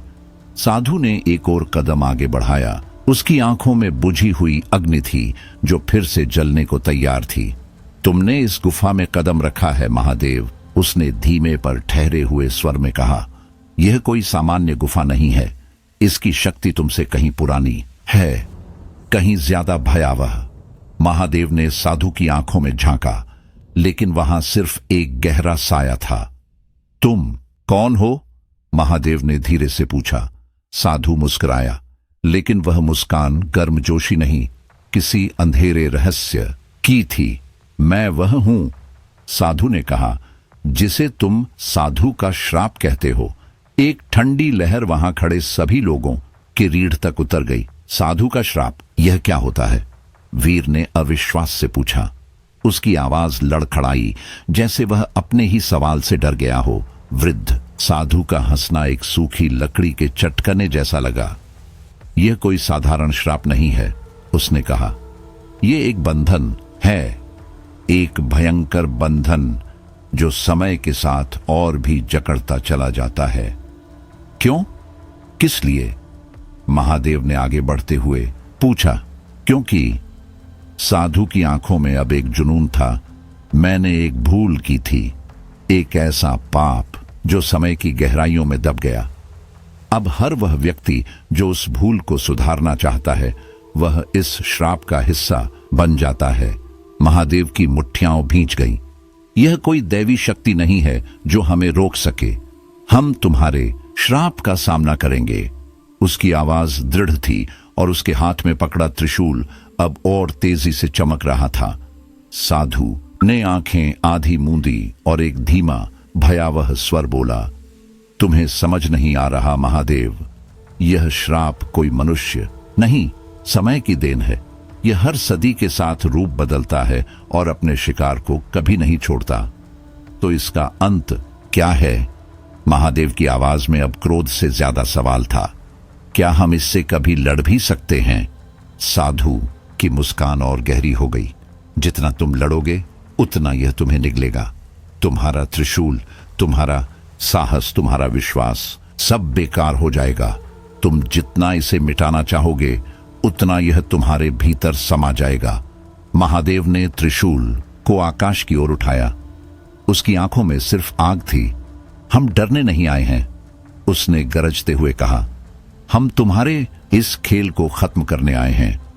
हमारी शक्ति और आस्था किसी भी श्राप से बड़ी है। साधु ने फिर एक भयावह ठाका लगाया और गुफा की दीवारें बिजली की गूंज से कांप उठीं। उसकी आंखों में अब इंसानियत का नामो निशान नहीं था, बस एक दरिंदगी, एक अंधेरा। तुम्हारी आशा एक भ्रम है महादेव। यह श्राप समय से परे है। जितना तुम इसे नकारोगे उतना यह तुम में समा जाएगा। महादेव ने त्रिशूल सीधा उसकी ओर तान दिया। बस, वह गरजा। अब और नहीं, तुमने जो भी किया अब उसका अंत यही होगा। और जैसे ही उसने त्रिशूल साधु की ओर फेंका, गुफा में एक भयंकर तूफान उठा। हवा की तेज लहरों ने दीवारों को हिला दिया। अंधेरा और घना हो गया, जैसे समय रुक गया हो। वृद्ध साधु के चारों ओर एक रहस्यमयी आंधी बनने लगी। उसकी आंखें चौड़ी हो गईं, मुस्कान अब खौफ में बदली और वह हवा में ऊपर उठ गया। एक क्षण में वह गुफा के अंदर समा गया और फिर एक विस्फोट, जैसे कोई गहरी नींद से जाग उठा हो। गुफा शांत हो गई। महादेव ने त्रिशूल को फिर से खींचा और धीमे से कहा, यह अंत नहीं था, यह शुरुआत है। उनके चारों ओर सन्नाटा था, पर मन में तूफान। सभी के चेहरों पर एक ही सवाल था, क्या यह सचमुच श्राप था? और अगर हां, तो यह अब भी खत्म नहीं हुआ। महादेव ने अपने साथियों की ओर देखा। उनकी सांसें थमी हुई थीं। हमें यह गुफा छोड़नी होगी, उसने कहा। लेकिन हम ये समझ लें, खतरा अभी बाकी है। यह हमारे मन से जुड़ चुका है। जितना हम इससे भागेंगे, यह उतना ही गहराता जाएगा। उसकी आवाज में एक गहराई थी, जैसे वह कोई युद्ध के पूर्व संकेत दे रहा हो। गुफा की दीवारें अब शांत थीं, पर वह खामोशी चुभ रही थी। उसमें एक चेतावनी छुपी थी। वे सभी एक दूसरे की आंखों में देख रहे थे। सबके भीतर एक ही सवाल, क्या यह यात्रा यहीं खत्म हो जाएगी या अभी कुछ और बाकी है? महादेव ने गहरी सांस ली। हमें आगे बढ़ना होगा, उसने कहा। यह गुफा हमसे अंतिम परीक्षा लेना चाहती है। और वे गुफा के भीतर और गहराई में चले गए। अंधेरी हवा अब बर्फ जैसी ठंडी थी। एक गंध फैल रही थी, सड़ी हुई, रहस्यमयी, डरावनी। दीवारों पर अब चित्र उभरने लगे थे, प्राचीन शापों की छवियां, गुप्त चिन्ह, जैसे यह गुफा किसी युग से पहले की बुराई को अपने अंदर छिपाए बैठी हो। राजू ने हकलाते हुए पूछा, गुरुदेव, क्या यह सब पहले से ही तय था? क्या यह सब हमें फंसाने के लिए था? महादेव ने बहुत धीमी आवाज में कहा, यह जो दिख रहा है वह बस शुरुआत है। असली खेल अब भी बाकी है। अचानक गुफा की दीवारों से एक अजीब सी सीटी की आवाज आई, जैसे कोई पुराने समय की ध्वनि जाग उठी हो। एक हल्की लाली अब पत्थरों से छनकर बाहर आ रही थी और फिर एक नई आवाज गूंज उठी, कहीं से पर हर दिशा में। तुम सोचते हो कि तुम सब कुछ जानते हो, लेकिन तुम कुछ भी नहीं जानते। महादेव की आंखें सिकुड़ गईं। वह आवाज किसी प्राणी की नहीं थी, वह कुछ और थी, कुछ ऐसा जो इंसानी समझ से बाहर था। वह आवाज अब दीवारों से निकलकर उनके दिलों में उतर रही थी, किसी पिशाच से भी ज्यादा डरावनी, किसी भूल से भी ज्यादा सजावादी। और उनकी यात्रा अब एक और गहराई में प्रवेश कर चुकी थी। महादेव ने त्रिशूल को और मजबूती से थामा। उसकी नोक गुफा की ओर तनी रही। उसकी आवाज भीतर तक गूंज गई, तुम कौन हो? कोई जवाब नहीं आया, लेकिन हवा में एक कंपन, एक बेचैनी फैल गई, जैसे किसी अदृश्य उपस्थिति ने अपनी आहट दी हो। तभी अचानक सामने एक दरवाजा कराहता हुआ खुला। उसके पीछे एक और गहरी काली कोठरी थी, जैसे गुफा का दिल। भीतर कुछ था, कुछ ऐसा जिसे अब तक केवल एहसास किया गया था। सुमित की आंखों में डर साफ झलक रहा था। वह फुसफुसाया, गुरुदेव, क्या हमें अंदर जाना चाहिए? महादेव की आंखें उस अंधेरे में टिकी थीं, उसका चेहरा स्थिर पर भीतर से सजग। अब हमारे पास और कोई रास्ता नहीं है, उसने धीरे पर दृढ़ स्वर में कहा। हमें आगे बढ़ना होगा। वे सभी धीरे धीरे उस कोठरी में दाखिल हुए। हर कदम के साथ गुफा और अधिक अंधेरी होती जा रही थी, जैसे उनका प्रवेश उसे जीवित कर रहा हो। दीवारें अब सांस लेने लगी थीं, हवा भारी हो गई थी और हर सांस एक बोझ की तरह लग रही थी। महादेव के भीतर कुछ हलचल हुई। एक अनजाना भय उसके आसपास मंडराने लगा था। वह छाया, वह अंधेरा, जैसे उसे निगलने को तैयार हो। उसके कदम धीमे हुए और तभी एक कोने से एक अजीब सी खड़खड़ाहट सुनाई दी। सब ठिठक गए। वह आवाज जैसे कोई भारी चीज पत्थरों पर घिसट रही हो। अचानक उस अंधेरे में एक आकृति उभरी, वही वृद्ध साधु, पर अब पहले जैसा नहीं था। उसकी आंखों में न वह रहस्यमयी शांति थी, न ही वह पीड़ा। अब उनमें क्रूरता थी, घृणा थी। चेहरा विकृत, आंखें जलती हुई। तुम लोग अब भी नहीं समझे, उसने एक अजीब मुस्कान के साथ कहा, जो इंसान से ज्यादा किसी दानव की लग रही थी। यह तुम्हारा अंतिम प्रयास है। तुम्हें क्या लगता है कि इस गुफा को पार करके अपनी मंजिल पालोगे? महादेव ने एक लंबी गहरी सांस ली। हमने जो राह चुनी है वह आसान नहीं है, उसने शांत लेकिन ठोस स्वर में कहा। लेकिन हम पीछे नहीं हट सकते। अब तुम्हारे खेल का अंत करना ही होगा। साधु ने एक झटका दिया और उसकी कलाई के एक इशारे से पूरा कक्ष तेज रोशनी से भर गया। दीवारें बदल गईं। वे अब टूटी फूटी डरावनी दरारों से भरी थीं। अजीब सी हंसी और फुसफुसाहटें हर दिशा से आने लगीं, जैसे आत्माएं जाग गई हों। साधु की आकृति अब बदलने लगी। वह झुकने लगा। हड्डियों की चटक सुनाई दी। उसकी त्वचा जलने लगी, फटने लगी और कुछ ही पलों में वह एक भयंकर राक्षसी रूप में बदल गया। कांपती हड्डियां, जलते निशान और आंखों में वह भयावह नीली आग। तुम समझ नहीं पाए। राक्षस की गूंजती आवाज ने गुफा को झकझोर दिया। यह गुफा अब तुमसे जुड़ चुकी है। हर कदम, हर संकल्प ने इसे और मजबूत किया है। यह एक अंतहीन खेल है महादेव, और तुमने इसकी शुरुआत कर दी है। महादेव ने चुपचाप त्रिशूल उठाया। उसकी आंखों में अडिग विश्वास था। हम तुम्हारे जाल को नष्ट करेंगे, उसने कहा। चाहे जितना डर फैलाओ, हम पीछे नहीं हटेंगे। राक्षस ठाका मारकर हंसा। तुम एक प्यादे हो महादेव, इस श्राप के वाहक हो अब तुम, और तुम्हारा अंत अवश्यम भावी है। महादेव ने गुस्से से भरे हुए हाथों से त्रिशूल राक्षस की ओर फेंका, लेकिन उससे पहले ही राक्षस ने अपनी शक्ति से त्रिशूल को हवा में थाम लिया। वह चमकता हुआ त्रिशूल, जो सबका रक्षक था, अब गुफा की दीवार में समा गया और हवा में एक भयंकर कंपन छा गया। यह तुम्हारी असफलता का संकेत है, राक्षस गुर्राया। अब तुम्हारे पास कोई रास्ता नहीं बचा। महादेव ने आंखें बंद की। उसके होंठ थरथराए और एक मंत्र उभरने लगा। यह कोई सामान्य जप नहीं था, यह आत्मा की गहराई से निकली शक्ति थी। जैसे ही मंत्र पूरा हुआ, उसकी आंखें फिर से खुलीं, लेकिन अब उनमें वह तीव्र प्रकाश था जो किसी साधारण मनुष्य में नहीं हो सकता। त्रिशूल फिर से जगमगाने लगा। हवा कांपी, दीवारें सिसकीं और गुफा में छिपी आत्माएं एक तीखी चीख के साथ जाग उठी। महादेव गरजे, अब तुम्हारा खेल खत्म। त्रिशूल से निकली शक्ति ने पूरे कक्ष को घेर लिया। राक्षस की हंसी अब दर्द में बदल गई। वह कांपा, चिल्लाया और उसकी शक्ति टूटने लगी। जैसे जैसे त्रिशूल की ऊर्जा उसे घेरती गई, उसका शरीर बिखरने लगा। वह चीखता रहा और फिर अंत। गुफा में अब एक गहरी शांति थी, लेकिन यह शांति मृत नहीं थी। यह वैसी थी जैसी किसी तूफान से पहले आती है। महादेव ने धीमे स्वर में कहा, यह अंत नहीं था, यह सिर्फ एक मोड़ है। असली खेल अब शुरू हुआ है। दीवारों में अब भी एक कंपन था, जैसे वे किसी और कहानी को कहने को तैयार हो रही हों। उस राक्षस की हार के बावजूद गुफा में एक अजीब सी उपस्थिति बाकी थी। हमने उसे हराया।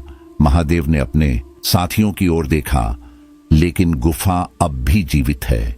इसमें कुछ और है, कुछ ऐसा जो अब सामने आने वाला है। सभी ने सिर हिलाया। वे थक चुके थे, लेकिन उनका संकल्प अब पहले से भी दृढ़ था। वे और भीतर बढ़े।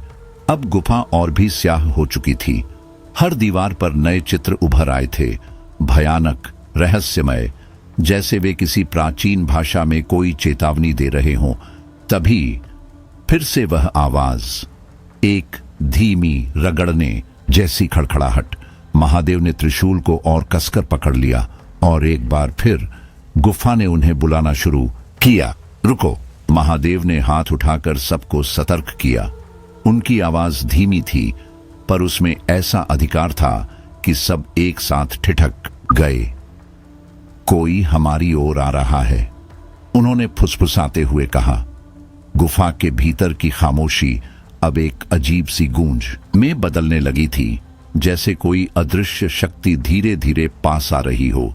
वह कंपन केवल कानों में नहीं, आत्मा तक महसूस हो रहा था। सभी की नजरें उस अंधेरे की ओर जमी थीं, जहां से कुछ आ रहा था, और फिर एक आकृति धीरे धीरे उस स्याह अंधेरे से बाहर निकलने लगी। ये वही साधु है? सुमित ने कांपती आवाज में पूछा, लेकिन जवाब किसी के पास नहीं था। नहीं, यह वह नहीं था। यह आकृति अब एक भयावह और विकृत रूप ले चुकी थी, मानव के परे, पर फिर भी कुछ जानी पहचानी सी। उसकी देह से लाल आभा फूट रही थी और वे आंखें किसी पागल प्राचीन शक्ति से जल रही थीं। फिर वह आकृति बोलने लगी, धीरे धीरे, जैसे उसके शब्द गुफा की दीवारों से टकराकर अंदर गूंज रहे हों। तुमने जिन परियों को मारा, उनके पीछे जो शक्ति थी, उसे तुम कभी नहीं समझ पाओगे। उसकी आवाज में घृणा थी और एक अजीब आनंद भी। तुम मेरे खेल का हिस्सा बन चुके हो महादेव, और यह खेल अब खत्म नहीं होगा। महादेव और उनके साथी चौंक गए। उन्होंने एक दूसरे की तरफ देखा, जैसे यह जांच रहे हों कि बाकी सबने भी वही सुना। यह आवाज कहीं और से आ रही है, वीरेन ने फुसफुसाया, और तभी आकृति पूरी तरह से प्रकट हो गई, काले धुएं में लिपटी हुई, जैसे उसका हर अंश किसी गहरे शाप से निकला हो। तुमने राक्षस को हराया, लेकिन तुम असली शक्ति को नहीं समझे।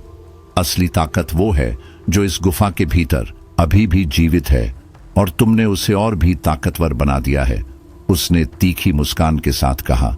महादेव ने त्रिशूल सामने किया। उसकी नोक से एक नीली चमक फूट निकली। तू कौन है और हमसे क्या चाहता है? उनकी आवाज दृढ़ थी। हम डरने वालों में से नहीं हैं। अब वह आकृति अपने सबसे विकराल रूप में थी। चेहरा कटा फटा, आंखें जलती हुई, देह से निकलता अजीब सा कंपन। मैं वो हूं जिसे तुमने कभी नहीं देखा, उसने धीरे से कहा। इस गुफा में तुमने अज्ञानता में कदम रखा और वह शक्ति जगा दी जिसे तुम समझ नहीं सकते। तुमने उसे हराया नहीं, उसे और खतरनाक बना दिया है। महादेव ने त्रिशूल और ऊंचा किया। जैसे ही उसकी नोक से रोशनी गुफा के चारों ओर फैलने लगी, दीवारें थरथराने लगी। गुफा अब एक बार फिर जाग उठी थी। राजू पीछे हटते हुए बोला, गुरुदेव, क्या ये वही शक्ति है जो हमसे खेल रही है? महादेव ने गहरी सांस ली, सिर झुकाया और कहा, यह तो बस शुरुआत है, अभी हमें बहुत कुछ समझना है। अचानक गुफा में एक जोरदार विस्फोट हुआ। चारों ओर घना धुआं फैल गया, जैसे सब कुछ निगलने वाला हो। सभी की सांसें अटक गईं। लेकिन जब धुआं छंटा तो सामने एक दरवाजा खुल चुका था, मोटा, प्राचीन और अब तक पूरी तरह बंद। उसके पार एक नई दुनिया थी, जैसे कोई और ही आयाम। महादेव ने उसकी ओर इशारा किया। हमारे सामने अगली परीक्षा है। यही दरवाजा हमें उस शक्ति तक ले जाएगा, लेकिन इसके बाद वापसी का कोई रास्ता नहीं बचेगा। वीरेन और सुमित ने एक दूसरे की आंखों में देखा, डर और संशय से भरे। क्या हम सच में इस दरवाजे के अंदर जाएंगे?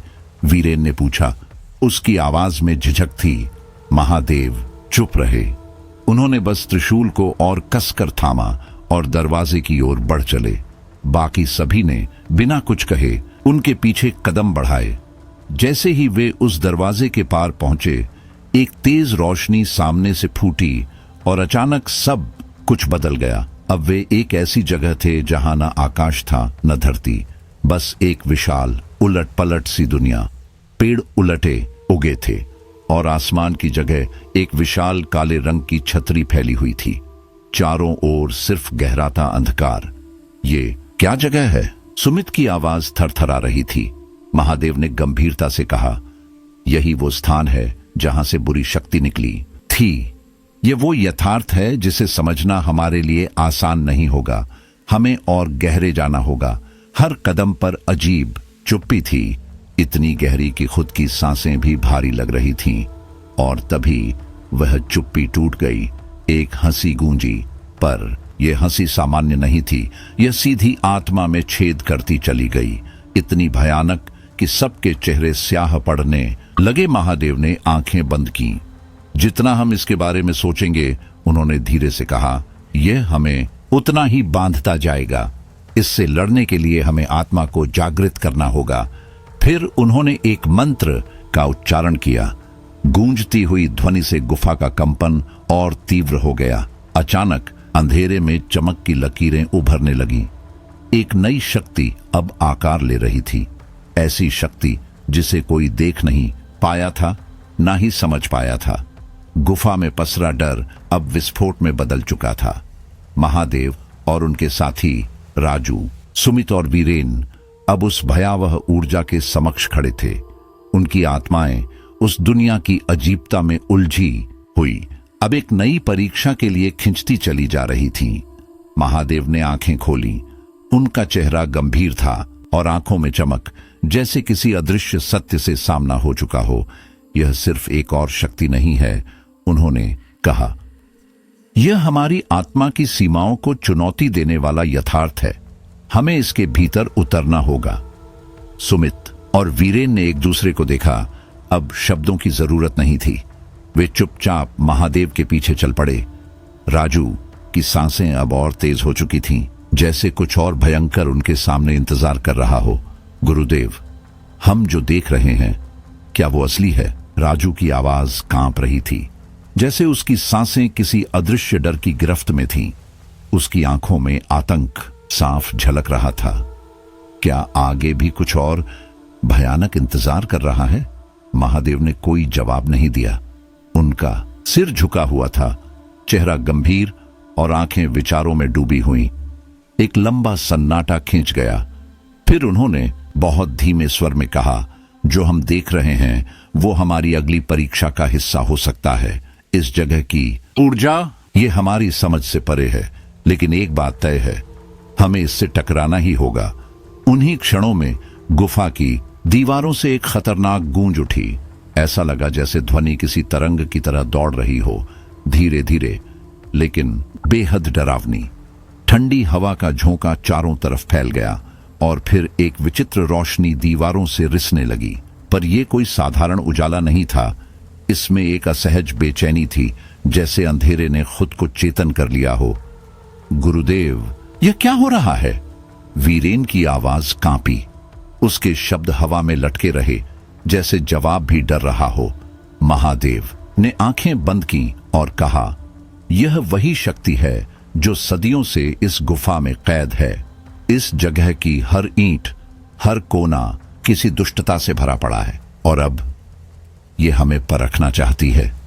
उनके शब्द जैसे ही खत्म हुए, सामने की दीवार पर कुछ हिलता हुआ दिखा। एक आकृति धीरे धीरे उभरी, पहले एक सामान्य इंसान की तरह, फिर उसकी त्वचा फटने लगी, आंखों में अजीब नीली चमक उभर आई और उसके चारों ओर काला धुआं फैलने लगा।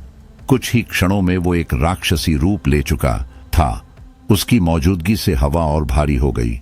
क्यों आए हो तुम? राक्षस की आवाज इतनी भारी थी कि गुफा की जमीन तक थरथरा गई। उसकी आवाज में सदियों की घुटन, गुस्सा और काला जादू था। तुमने जिन शक्तियों को जगा दिया है, अब वे तुम्हारा पीछा नहीं छोड़ेंगी। तुमने अपनी मौत को खुद बुलाया है। महादेव ने उसकी आंखों में देखा और नर्म लेकिन दृढ़ आवाज में बोला, हमने ये यात्रा अपनी मर्जी से शुरू की है और हम तब तक नहीं रुकेंगे जब तक इसका अंत न कर दें। तुम्हारी शक्ति हमें डरा नहीं सकती। राक्षस ने एक घिनौनी डरावनी हंसी हंसी। उसके साथ ही चारों ओर अंधकार और गहरा हो गया। लेकिन महादेव और उनके साथी पीछे नहीं हटे। उन्होंने एक दूसरे को देखा, जैसे मौन में हिम्मत का आदान प्रदान हो रहा हो। महादेव ने अपने त्रिशूल को कसकर थामा। उसकी धार अंधेरे में चमकी जैसे एक उम्मीद की किरण। लेकिन तभी जमीन कांपी और वो राक्षसी आकृति हवा में घुल गई, जैसे कभी थी ही नहीं। उसकी जगह अब एक विशाल रहस्यमय दरवाजा खुल चुका था, ना पत्थर का ना लकड़ी का। उसका बनावट ऐसी थी जैसे वो इस दुनिया का हिस्सा ही नहीं हो। दरवाजे के पार एक नई भयानक दुनिया की झलक दिखाई दी। कोहरा, तिरछे टेढ़े पेड़ और एक गहराई जो सीधे दिल में उतरती थी। गुरुदेव, ये दरवाजा हमें कहां ले जाएगा? राजू की आवाज में डर साफ था। महादेव ने गहरी सांस ली। हमें इससे होकर जाना ही होगा। यही हमारी अगली परीक्षा है। वे सब धीरे धीरे उस दरवाजे से अंदर गए। अंदर की हवा अलग थी, ठंडी, लेकिन सिर्फ शरीर नहीं, आत्मा तक को छू लेने वाली। ऐसा लगा जैसे वो जगह खुद उन्हें महसूस कर रही हो। हवा में एक अजीब सी सुगंध थी, जली हुई यादों जैसी। अंदर कुछ दूरी पर एक विशाल टूटती हुई इमारत खड़ी थी। उसका ढांचा देखकर ऐसा लग रहा था जैसे वह कभी किसी महासाम्राज्य का हिस्सा रही हो, लेकिन अब वह एक खंडहर थी जिसमें रहस्य और खतरे साथ साथ छिपे थे। उसके अंदर से एक मंद नीली रोशनी बाहर आ रही थी। ये क्या है? सुमित ने पूछा। उसकी आंखें खुली की खुली रह गईं। यह वही जगह है जहां से सब कुछ शुरू हुआ था, महादेव ने गंभीर स्वर में कहा। यह दरवाजा हमें उस शक्ति की जड़ तक ले जाएगा। जैसे ही वे इमारत के पास पहुंचे, एक पुरानी रुखी आवाज गूंजी, तुम सब यहां क्या करने आए हो? लेकिन ये आवाज गुफा की दीवारों से नहीं, बल्कि इमारत के भीतर से आ रही थी। एक ऐसी आवाज जो एक बार सुनो तो दिल धड़कना भूल जाए। महादेव ने अपने साथियों को इशारा किया। वे धीरे धीरे इमारत के भीतर गए और एक पुराने कक्ष में पहुंचे। वहां बीचों बीच एक विशाल चित्र रखा था, धूल से ढका, लेकिन अब भी अपनी ऊर्जा से कंपा रहा। चित्र में एक विचित्र आकृति थी, एक चेहरा जो नफरत, डर और पागलपन से भरा था। जैसे ही वे उसके पास पहुंचे, चित्र से एक चेहरा बाहर उभर आया, कटा हुआ लेकिन जिंदा। उसकी आंखों में केवल हिंसा थी। तुमने इसे क्यों देखा? उसने पूछा। उसकी आवाज गुफा में गूंज गई। महादेव ने त्रिशूल उठाया। हमने इसे देखा है, अब इसे खत्म करेंगे। चित्र से एक भयावह ऊर्जा निकली और गुफा की दीवारों में दरारें पड़ने लगीं, धूल गिरने लगी और पूरा कक्ष कांप उठा। यह शक्ति अब हमारे खिलाफ है, महादेव ने दृढ़ स्वर में कहा। हमें अपनी सारी शक्ति लगानी होगी। त्रिशूल चमका और उसकी रोशनी से गुफा का हर कोना जगमगा उठा। वह बुरी शक्ति धीरे धीरे पीछे हटने लगी, कमजोर होने लगी। लेकिन कहानी अभी खत्म नहीं हुई थी। यह सिर्फ एक मोड़ था।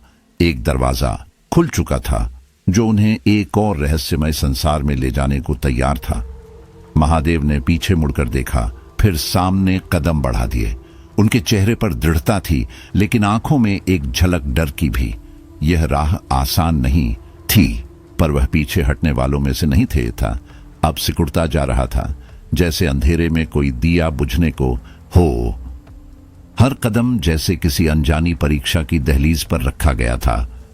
अब तक जो कुछ भी हुआ था वो तो बस शुरुआत थी। असली भय अब उनके सामने था, एक ऐसा डर जो न तो पूरी तरह समझा जा सकता था और न ही टाला जा सकता था। महादेव और उनके साथी सावधानी से उस प्राचीन जर्जर इमारत में दाखिल हो रहे थे। हर ईंट, हर दरार एक रहस्य को समेटे खड़ी थी, मानो वक्त खुद यहां ठहर गया हो। दीवारों से झड़ते प्लास्टर और फर्श पर फैली दरारें जैसे किसी पुरानी त्रासदी की गवाही दे रही थीं। यहां की हवा भी भारी लग रही है, सुमित ने फुसफुसाकर कहा, जैसे ऊंची आवाज से कुछ जाग न जाए। उसकी आंखें हर परछाई पर टिकती और तुरंत हट जाती। महादेव के चेहरे पर चिंता की लकीरें थीं, लेकिन आंखों में अडिग संकल्प झलक रहा था। वह रुककर एक क्षण को दीवारों की ओर देखने लगे, जैसे उनकी आत्मा किसी अनदेखी लहर को महसूस कर रही हो। अगर एक भी कदम पीछे हटे, उन्होंने धीमे मगर दृढ़ स्वर में कहा, तो यह जगह हमें हमेशा के लिए निगल जाएगी। गुरुदेव, सुमित की आवाज कांप रही थी। क्या यही वह जगह है जहां से वो शक्ति निकली थी? महादेव कुछ क्षण तक चुप रहे। वह सुन रहे थे, न केवल ध्वनियां बल्कि उस मौन को भी जो दीवारों में कैद था। यह सिर्फ एक कक्ष नहीं है, उन्होंने कहा, यह उस अज्ञात शक्ति का केंद्र है। कोई भी यहां से तब तक नहीं लौट सकता जब तक उसका सामना न कर ले। उसके बाद कुछ क्षण ऐसा लगा मानो पूरी इमारत ने सांस रोक ली हो, और फिर एक आवाज गूंजी, गहरी, उदास और कब्र जैसी ठंडी। तुमने जिस शक्ति को जगाया है, अब वही तुम्हें अपना सच्चा रूप दिखाएगी। एक ऐसा भय जो तुम्हारी समझ से परे है। वो आवाज कहां से आई? राजू ने हकलाते हुए पूछा। दीवारों से, महादेव ने फुसफुसाया, आंखें चौड़ी करके चारों ओर देखा। कोई दिखाई नहीं दे रहा था, लेकिन वह जानता था कोई है। तुमने अपनी इच्छा से इस गुफा में कदम रखा। वही डरावनी आवाज फिर से गूंजी, इस बार और भी भारी और धात्विक। अब तुम एक शापित शक्ति के अधीन हो, वापसी का कोई रास्ता नहीं है। महादेव ने त्रिशूल को सामने किया, उनकी आंखें लोहे जैसी सख्त थीं। जो भी हो, उन्होंने कहा, हमें डराने की कोशिश मत कर, हम तैयार हैं तुम्हारी शक्ति का सामना करने के लिए। अचानक दीवारों में एक अजीब कंपन हुआ, एक धीमी रेंगती हुई ध्वनि जैसे कोई भारी वस्तु सरक रही हो। फिर एक दीवार दरकी और उसमें से एक दरवाजा खुला। एक पतली सुरंग की ओर जाता हुआ रास्ता प्रकट हुआ। आओ, महादेव ने कहा, यह रास्ता हमें उस शक्ति के केंद्र तक ले जाएगा। जैसे ही वे सुरंग में दाखिल हुए, उन्हें एक ठंडी हवा ने घेर लिया। घुप अंधेरे में केवल उनके कदमों की आवाज गूंज रही थी। हवा में नमी और सड़ांध की मिलीजुली गंध थी, और हर मोड़ पर ऐसा महसूस हो रहा था जैसे कोई छाया उनके पीछे पीछे चल रही हो। यह जगह जैसे हमें निगल रही है, राजू ने सिहरते हुए कहा। सुमित ने पसीने से भीगे माथे को पोंछते हुए पूछा, गुरुदेव, यह क्या है? मुझे ऐसा लग रहा है कि कोई हमारी आत्मा को पकड़ रहा है। महादेव ने त्रिशूल से दीवार को छुआ। यह सिर्फ पत्थर नहीं है, उन्होंने धीमे स्वर में कहा, इनमें आत्माओं की ऊर्जा है। हमें इन्हें समझना होगा, तभी हम सामना कर पाएंगे। तभी सुरंग के आखिर में एक तेज प्रकाश चमका और तुरंत ही एक गहरा अंधकार उनकी राह में आ गया। वे आगे बढ़े और फिर पहुंचे उस जगह पर जहां हर कल्पना समाप्त हो जाती है। यह एक विशाल कक्ष था, चारों ओर स्याह अंधेरा और केंद्र में एक विशाल सिर, राक्षस का, पर सामान्य नहीं। यह किसी शापित प्राचीन शक्ति का प्रतीक था। उसकी आंखें ज्वालाओं की तरह जल रही थी और वे सीधे उनके भीतर झांक रही थी। तुम लोग क्यों आए हो यहां? राक्षस की आवाज गूंजी, जैसे कोई ज्वालामुखी बोल रहा हो। उसके मुंह से काले धुएं का गुब्बार निकल रहा था, जो वातावरण को और भी घना और दमघोंटू बना रहा था। तुम लोग नहीं जानते किससे पंगा लिया है। महादेव ने शांत स्वर में जवाब दिया, हम तुम्हें नष्ट करने नहीं, तुम्हारी शक्ति का अंत करने आए हैं। तुम्हारे हर षड्यंत्र को हम यहीं समाप्त करेंगे। राक्षस की आंखें चमक उठी। तुम समझ नहीं रहे, एक बार यहां आने के बाद कोई नहीं लौटता। अब तुम सब मेरी मर्जी के अधीन हो। अपनी आत्माएं मेरे हवाले करो। महादेव ने त्रिशूल उठा लिया और सामने खड़े हो गए। यह अंतिम युद्ध है, उन्होंने कहा, और हम इसे जीतेंगे। यह हमारी परीक्षा है। फिर उन्होंने आंखें बंद की और एक प्राचीन मंत्र का उच्चारण किया। एक तेज आंधी उठी, दीवारें कांपने लगीं और राक्षस का सिर और विकृत होता चला गया। उसकी आंखें अब सिर्फ अंधकार नहीं, एक भूख दिखा रही थी, एक पागलपन। महादेव और उनके साथियों ने हमला शुरू किया। त्रिशूल से निकलती चमकदार किरणें उस राक्षस के शरीर को भेदने की कोशिश कर रही थीं, लेकिन तभी राक्षस ने त्रिशूल को पकड़ लिया और उसे अपनी ओर खींचने लगा। वह और भी शक्तिशाली होता जा रहा था। तभी एक चमत्कार हुआ। महादेव ने अपनी पूरी आत्मा एकत्र की और त्रिशूल को झटका दिया। त्रिशूल की नोक से एक जबरदस्त ऊर्जा विस्फोट हुआ। राक्षस की छाती में एक बड़ा गड्ढा हो गया। वह पीड़ा से चीखा। उसकी आवाज जैसे 100 ज्वालामुखियों के फटने जैसी थी। उसकी आकृति सिकुड़ने लगी। अंधेरा पीछे हट रहा था और अंततः एक भयानक सन्नाटा छा गया। महादेव ने एक गहरी सांस ली। उनकी आंखों में अब भी कुछ था, एक चमक जो सिर्फ जीत की नहीं थी, बल्कि आगे की चिंता की भी। उन्होंने धीरे से कहा, हमने इसे खत्म किया, लेकिन यह बस शुरुआत है। उनकी आवाज में वो दृढ़ता थी जो तूफान के बाद भी किनारे पर खड़े नाविक की होती है। सुमित, राजू और वीरेन ने एक दूसरे को देखा। थकी हुई राहत की सांसें लीं, लेकिन उनके चेहरे पर संतोष नहीं था। महादेव का चेहरा अब भी गंभीर था, आंखें जैसे कहीं और देख रही थीं। यह कोई आम राक्षस नहीं था। महादेव ने धीमे स्वर में कहा, यह केवल एक हिस्सा था उस शक्ति का जिसे हमें पूरी तरह खत्म करना होगा। वीरेन की आवाज कांपी, गुरुदेव, अब आगे क्या? यह सब बहुत डरावना है। हम नहीं समझ पा रहे कि क्यों हमें आगे बढ़ना चाहिए। महादेव ने उनकी ओर देखा। उनके चेहरों पर थकान, भय और संशय की गहरी लकीरें थीं।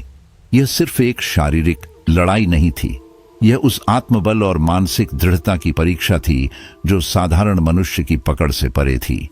डरो मत, महादेव ने कहा, और उनकी आवाज में एक आश्वस्ति थी, जो हमारे सामने है वही हमें मजबूत बनाएगा। यह परीक्षा है हमारी आत्मा की।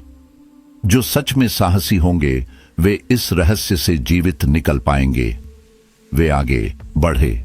उनके कदम अब भी थके हुए थे, लेकिन हिम्मत में कमी नहीं थी। इमारत के भीतर एक पुरानी टूटी हुई सीढ़ी थी जो एक संकरे और अंधेरे रास्ते में खुल रही थी। बाहर से हल्की रोशनी भीतर आ रही थी, लेकिन वह पर्याप्त नहीं थी। जैसे जैसे वे नीचे उतरे, एक भारी गूंजती हुई सरसराहट और धुएं जैसी अजीब गंध महसूस होने लगी। क्या यही रास्ता हमें उस शक्ति तक ले जाएगा? वीरेन ने लगभग फुसफुसाते हुए पूछा। महादेव ने सिर हिलाया। हाँ, यही रास्ता है, और अब हमारे पास कोई और विकल्प नहीं है। हमें साहस और विवेक दोनों की जरूरत होगी। नीचे सुरंग के अंत में एक विशाल कक्ष था। अंधकार के गालों में छुपा हुआ, रहस्य से लिपटा। कक्ष के बीचों बीच एक ऊर्जा का स्रोत था, अलौकिक, जीवित और भयावह। वह कुछ ऐसा था जिसे देखकर रूह कांप जाए।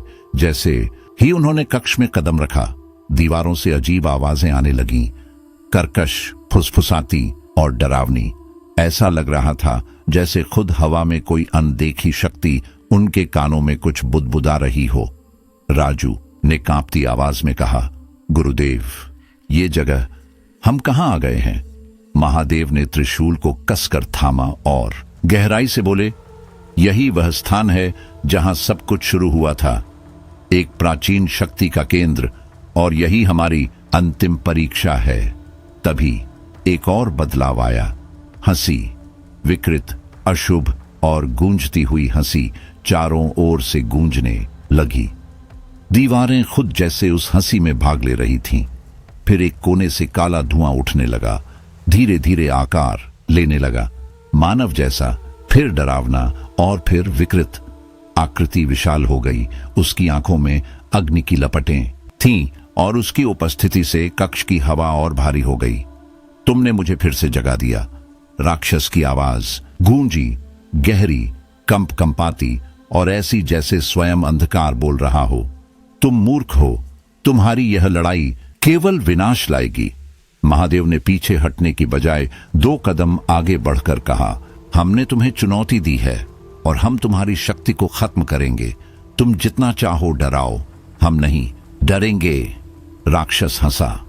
उसकी हंसी इस बार कक्ष की छत तक गूंज उठी। दीवारें थरथरा उठीं, जैसे वे स्वयं राक्षस के अधीन थीं। एक घिनौनी सड़ी गली गंध हवा में फैल गई। महादेव ने आंखें बंद की, भीतर की शक्ति को महसूस किया और गहराई से बोले, यह सिर्फ राक्षस नहीं है, यह एक प्राचीन दुष्ट आत्मा है, सैकड़ों वर्षों से यहां बंद। हमें इसे समाप्त करना ही होगा, पर पहले इसके असली स्वरूप को समझना होगा। तभी राक्षस ने हमला कर दिया। उसकी आंखों से लाल प्रकाश निकला जो पूरे कक्ष में फैल गया। महादेव ने त्रिशूल उठाया और उसे एक आकाशीय ऊर्जा निकली जो राक्षस की ओर बढ़ी। लेकिन राक्षस ने अपने पंजों से उस ऊर्जा को पकड़ लिया और उसे खींच लिया, जैसे उसकी शक्ति कहीं ज्यादा गहरी थी। तुम मुझे हराना चाहते हो? राक्षस गरजा। तुम्हारा अस्तित्व मेरे सामने कुछ भी नहीं। महादेव ने आंखें खोलते हुए कहा, हमारे पास तुम्हारे मुकाबले ज्यादा ताकत है, लेकिन वह शक्ति भीतर से आती है। महादेव ने त्रिशूल उठाया। इस बार उसके चारों ओर एक दिव्य प्रकाश फैल गया, जैसे कोई देव शक्ति कक्ष में उतर आई हो। प्रकाश इतना तीव्र था कि राक्षस के स्वर कांपने लगे। उसकी आंखों की अग्नि बुझने लगी। लड़ाई अब अंतिम मोड़ पर थी और रहस्य वह अब भी अपनी पूरी गहराई में इंतजार कर रहा था। गुफा की हवा अचानक जलने लगी थी। महादेव की आंखों में तेज जलन महसूस हुई, जैसे किसी अदृश्य आंच ने उन्हें छुआ हो। उन्होंने आंखें मिचमिचाई और अपनी सांसों को संयमित करते हुए गहराई से कहा, अब इसे खत्म करना ही होगा। उसके बाद उन्होंने अपने त्रिशूल को उठाया। उसकी धार चमक रही थी, जैसे कोई जीवित ज्वाला उसमें समाई हो। एक झटके में त्रिशूल राक्षस के शरीर को चीरता हुआ निकल गया। राक्षस की विकृत आकृति तड़पने लगी। उसकी चीखें गूंजती रहीं, लेकिन फिर जैसे किसी ने आवाज को काट दिया हो, सब कुछ शांत होने लगा। उसका विकराल शरीर टूटकर बिखरने लगा और फिर राख में बदल गया। गुफा की दीवारों में अचानक दरारें उभर आईं और एक सर्द हवा का तेज झोंका भीतर घुसा। चारों ओर जैसे किसी अनदेखे डर ने आकार लिया हो। महादेव और उनके साथियों ने एक दूसरे की ओर देखा। इस युद्ध ने उन्हें थका दिया था, लेकिन कुछ सिखा भी गया था। राक्षस के अंत के बाद गुफा में अस्थायी शांति तो आई, पर महादेव का मन अभी भी बेचैन था। उन्होंने गहरी सांस ली और नजरें हवा में कहीं टिकाते हुए कहा, यह अंत नहीं है, यह तो बस शुरुआत थी, लेकिन अब हम इसे पूरी तरह खत्म करेंगे। इस जगह को इसकी जड़ों से मिटाना होगा। तभी गुफा के एक कोने से एक और दरवाजा धीरे धीरे खुला। उसके पीछे से एक अजीब सी रोशनी फूटने लगी, न तो बहुत तेज न बहुत मंद। वह दृश्य देखकर उनके चेहरे पर एक क्षणिक आश्चर्य उभर आया। यह क्या है? सुमित ने फुसफुसाते हुए पूछा। शायद कोई और रास्ता, शायद ये गुफा अब हमें एक नया संकेत दे रही है, महादेव ने कहा। आवाज में एक अजीब विश्वास था। वे दरवाजे के पास पहुंचे ही थे कि अचानक एक गहराई से निकली डरावनी आवाज गूंज उठी, इतनी ठंडी कि रगों में सिहरन दौड़ जाए। क्या तुमने सच में सोचा कि मुझे हराया जा सकता है? उस आवाज के साथ एक खौफनाक हंसी उभरी, जैसे किसी अंधेरे में छिपे शैतान ने खुद को प्रकट कर दिया हो। तुम्हें ये नहीं पता, ये तो बस शुरुआत है। तुम जिस दरवाजे की ओर बढ़ रहे हो वही तुम्हारा काल बन जाएगा। सभी के चेहरे सख्त हो गए।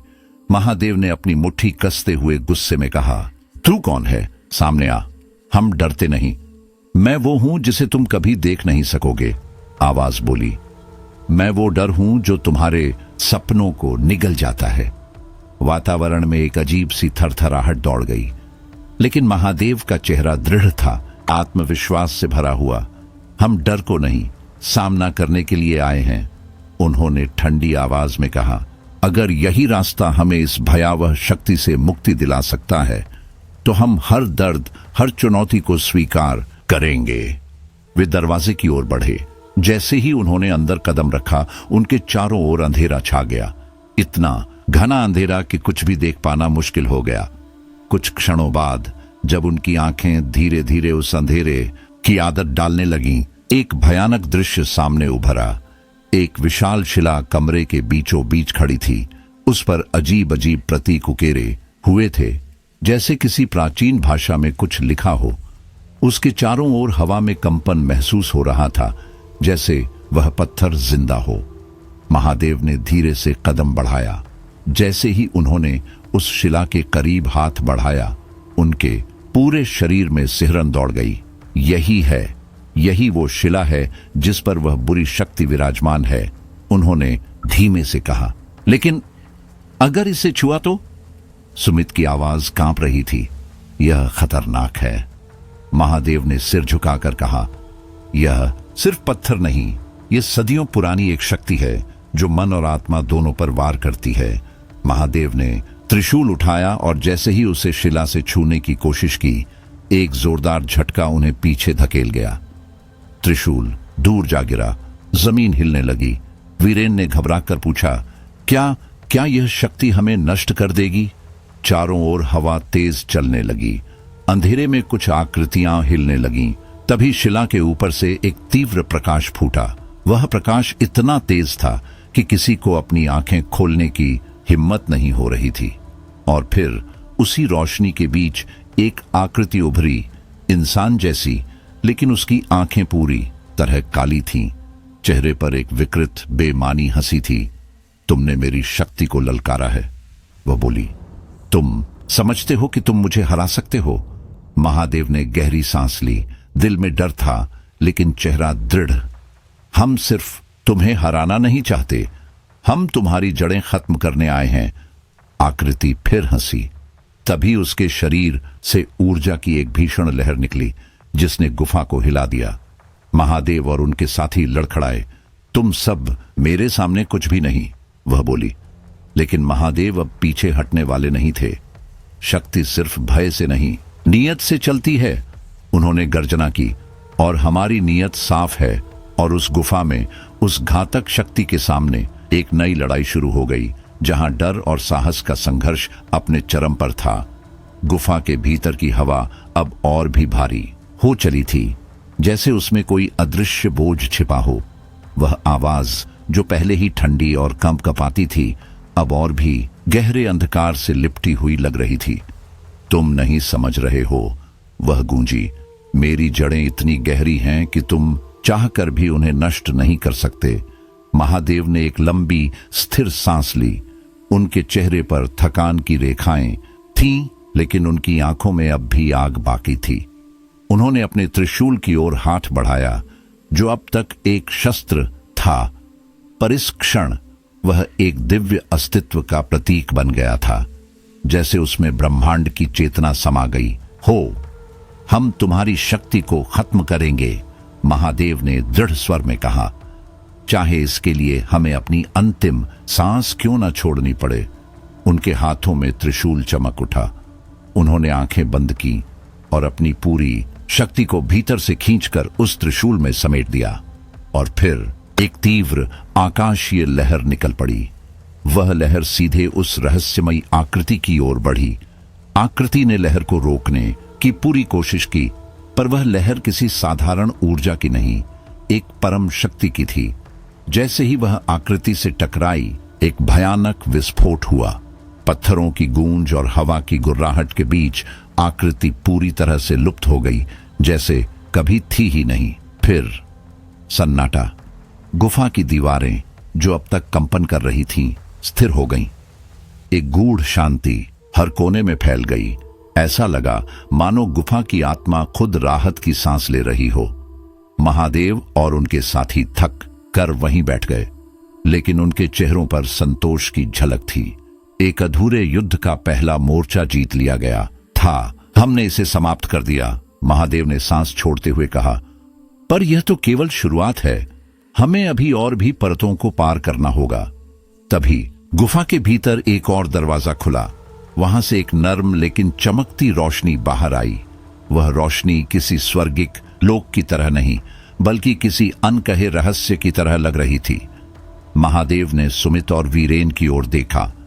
तीनों की नजरों में सवाल थे, पर कोई शब्द नहीं बोले। वे बस उस रोशनी की ओर बढ़ने लगे। उनके दिलों में अब भी अनगिनत प्रश्न थे। क्या वाकई यह अंत है, या यह एक और परत है उस डरावनी शक्ति की?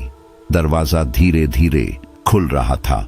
भीतर से आती रोशनी अब और स्पष्ट हो रही थी, मानो कोई अदृश्य शक्ति उन्हें बुला रही हो। गुरुदेव, वीरेन ने हिचकते हुए पूछा, क्या हम इस दरवाजे से बाहर आ पाएंगे, या यह हमें और किसी अज्ञात खतरे में धकेल देगा? महादेव की आवाज में अब भी स्थिरता थी। हमारा साहस ही हमारी रक्षा करेगा। यह दरवाजा उस शक्ति का द्वार है जो अब तक छिपी रही है। हमें उसका सामना करना ही होगा। वे तीनों आगे बढ़े। जैसे ही उन्होंने उस दरवाजे के भीतर कदम रखा, एक जबरदस्त हवा का झोंका आया, इतना तीव्र कि वह उनकी आत्माओं को तक झकझोर गया। चारों ओर अब घना अंधकार छा गया, लेकिन उस अंधकार में एक मंद सी रोशनी तैर रही थी। किसी उपस्थिति का संकेत, कोई चेतावनी या कोई राह। महादेव ने त्रिशूल को कसकर पकड़ा। अब हमें किसी भी खतरे का सामना बिना पीछे हटे करना होगा। वे आगे बढ़ते गए। दीवारों पर अब प्राचीन चित्र उभरने लगे थे। कभी चमकीले रहे होंगे, अब धुंधले पड़ चुके थे, पर उनका संदेश स्पष्ट था। यह चित्र उन आत्माओं की कहानी कह रहे थे जो कभी इस स्थान का हिस्सा थीं, और शायद जिनकी मुक्ति महादेव को ही देनी थी। और तभी सामने एक छाया उभरी। शुरुआत में वह किसी आम व्यक्ति की तरह दिख रही थी, पर जैसे जैसे वह पास आई, उसका चेहरा विकृत होने लगा। उसकी आंखों में एक विचित्र चमक थी, मानो वह किसी काले जादू से संचित हो। उसकी हंसी धीमी मगर गूंजती हुई पूरे कक्ष में फैल गई। महादेव ने त्रिशूल उठाया, एक कदम आगे बढ़ते हुए पूछा, तुम कौन हो और इस स्थान में क्यों छिपे हो? तुम नहीं जानते महादेव, छाया बोली। आवाज में एक शातिर शांति थी। मैं हूं इस गुफा की शक्ति का संरक्षक, और तुमने हमारी नींद तोड़ी है। अब तुम्हें इसका मूल्य चुकाना होगा। महादेव ने बिना डरे उत्तर दिया, हमने निर्णय लिया है, अब चाहे जो हो जाए हम तुम्हें हराएंगे। छाया अब हंसने लगी। भ्रम है ये महादेव, तुम समझते हो कि तुम मुझे नष्ट कर सकते हो?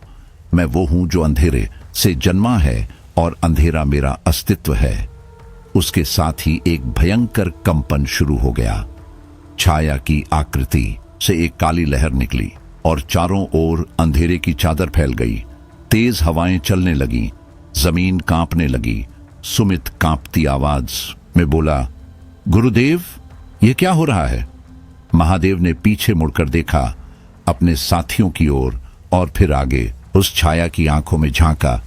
ये हमारी अंतिम परीक्षा हो सकती है, उन्होंने कहा, लेकिन याद रखो, अंधेरा कभी भी प्रकाश की ताकत को नहीं निगल सकता जब तक हम साथ हैं। और उस पल त्रिशूल फिर से तेज चमका, एक नई लड़ाई के लिए तैयार। अब क्या करेंगे? सुमित की आवाज कांप रही थी, उसकी आंखों में डर साफ झलक रहा था। महादेव ने त्रिशूल को कसकर पकड़ा। उनका चेहरा गंभीर था, लेकिन आंखों में एक अलग ही चमक थी। हम लड़ेंगे, उन्होंने गहरी आवाज में कहा। यह उसकी ताकत नहीं, भ्रम है, और भ्रम को तोड़ा जा सकता है। पूरी शक्ति से लड़ेंगे और उसे खत्म करेंगे। वो जमीन पर बैठ गए और आंखें मूंद कर मंत्रों का उच्चारण करने लगे। हर शब्द के साथ उनका त्रिशूल सुनहरी रोशनी से जगमगाने लगा, जैसे कोई दिव्य ऊर्जा उसमें समा रही हो। धीरे धीरे वो रोशनी पूरे अंधेरे पर हावी होने लगी। छायाएं जो अब तक दीवारों पर मंडरा रही थीं, एक एक कर मिटने लगी।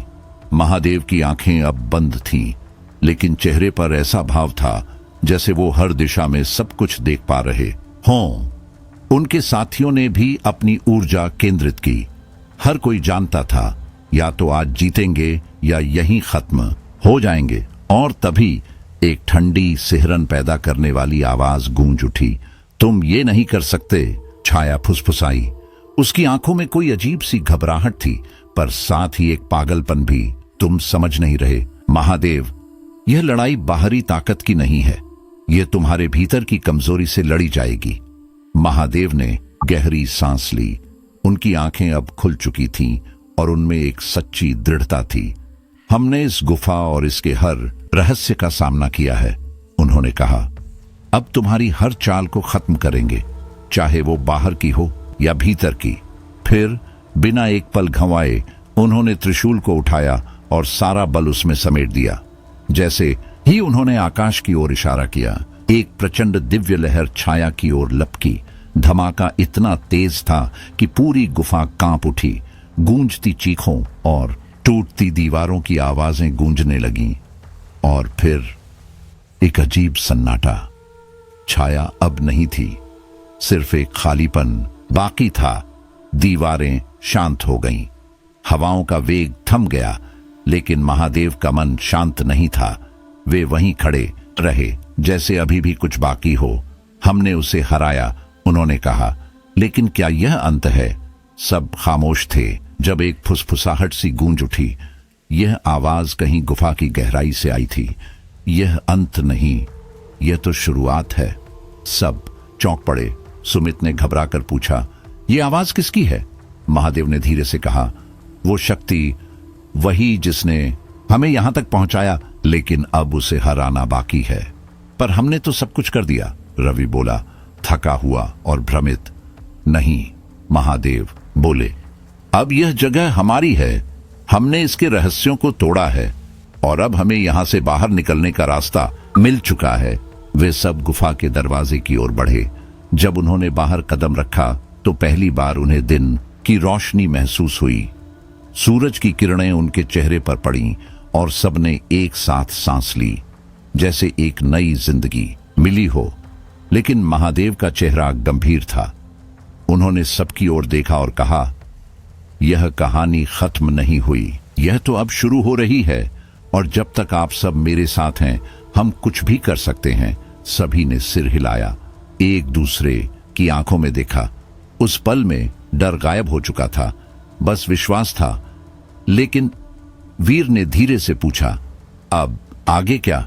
महादेव ने मुस्कुराते हुए कहा, अब हमारी कहानी और भी दिलचस्प होगी और जो आपने किया है वो कभी नहीं भूला जाएगा। थोड़ा रुककर उन्होंने कहा, और हां, अगर आप चाहते हैं कि ये सफर आगे भी जारी रहे तो हमारा साथ दीजिए। आप ही की वजह से ये कहानी जिंदा है। आपकी एक सपोर्ट, एक सब्सक्राइब हमें आगे बढ़ने की हिम्मत देता है। महादेव और उनके साथी अब बाहर की दुनिया में थे, लेकिन उनकी आंखों में वो झलक थी जैसे वो अब भी उस रहस्य से जुड़े हों। वो जानते थे ये सिर्फ एक अध्याय था, असली कहानी अभी बाकी थी। तो क्या आप इस रहस्य को सुलझाने की अगली यात्रा में उनके साथ होंगे? अगर हां, तो चैनल को सब्सक्राइब करना मत भूलिए।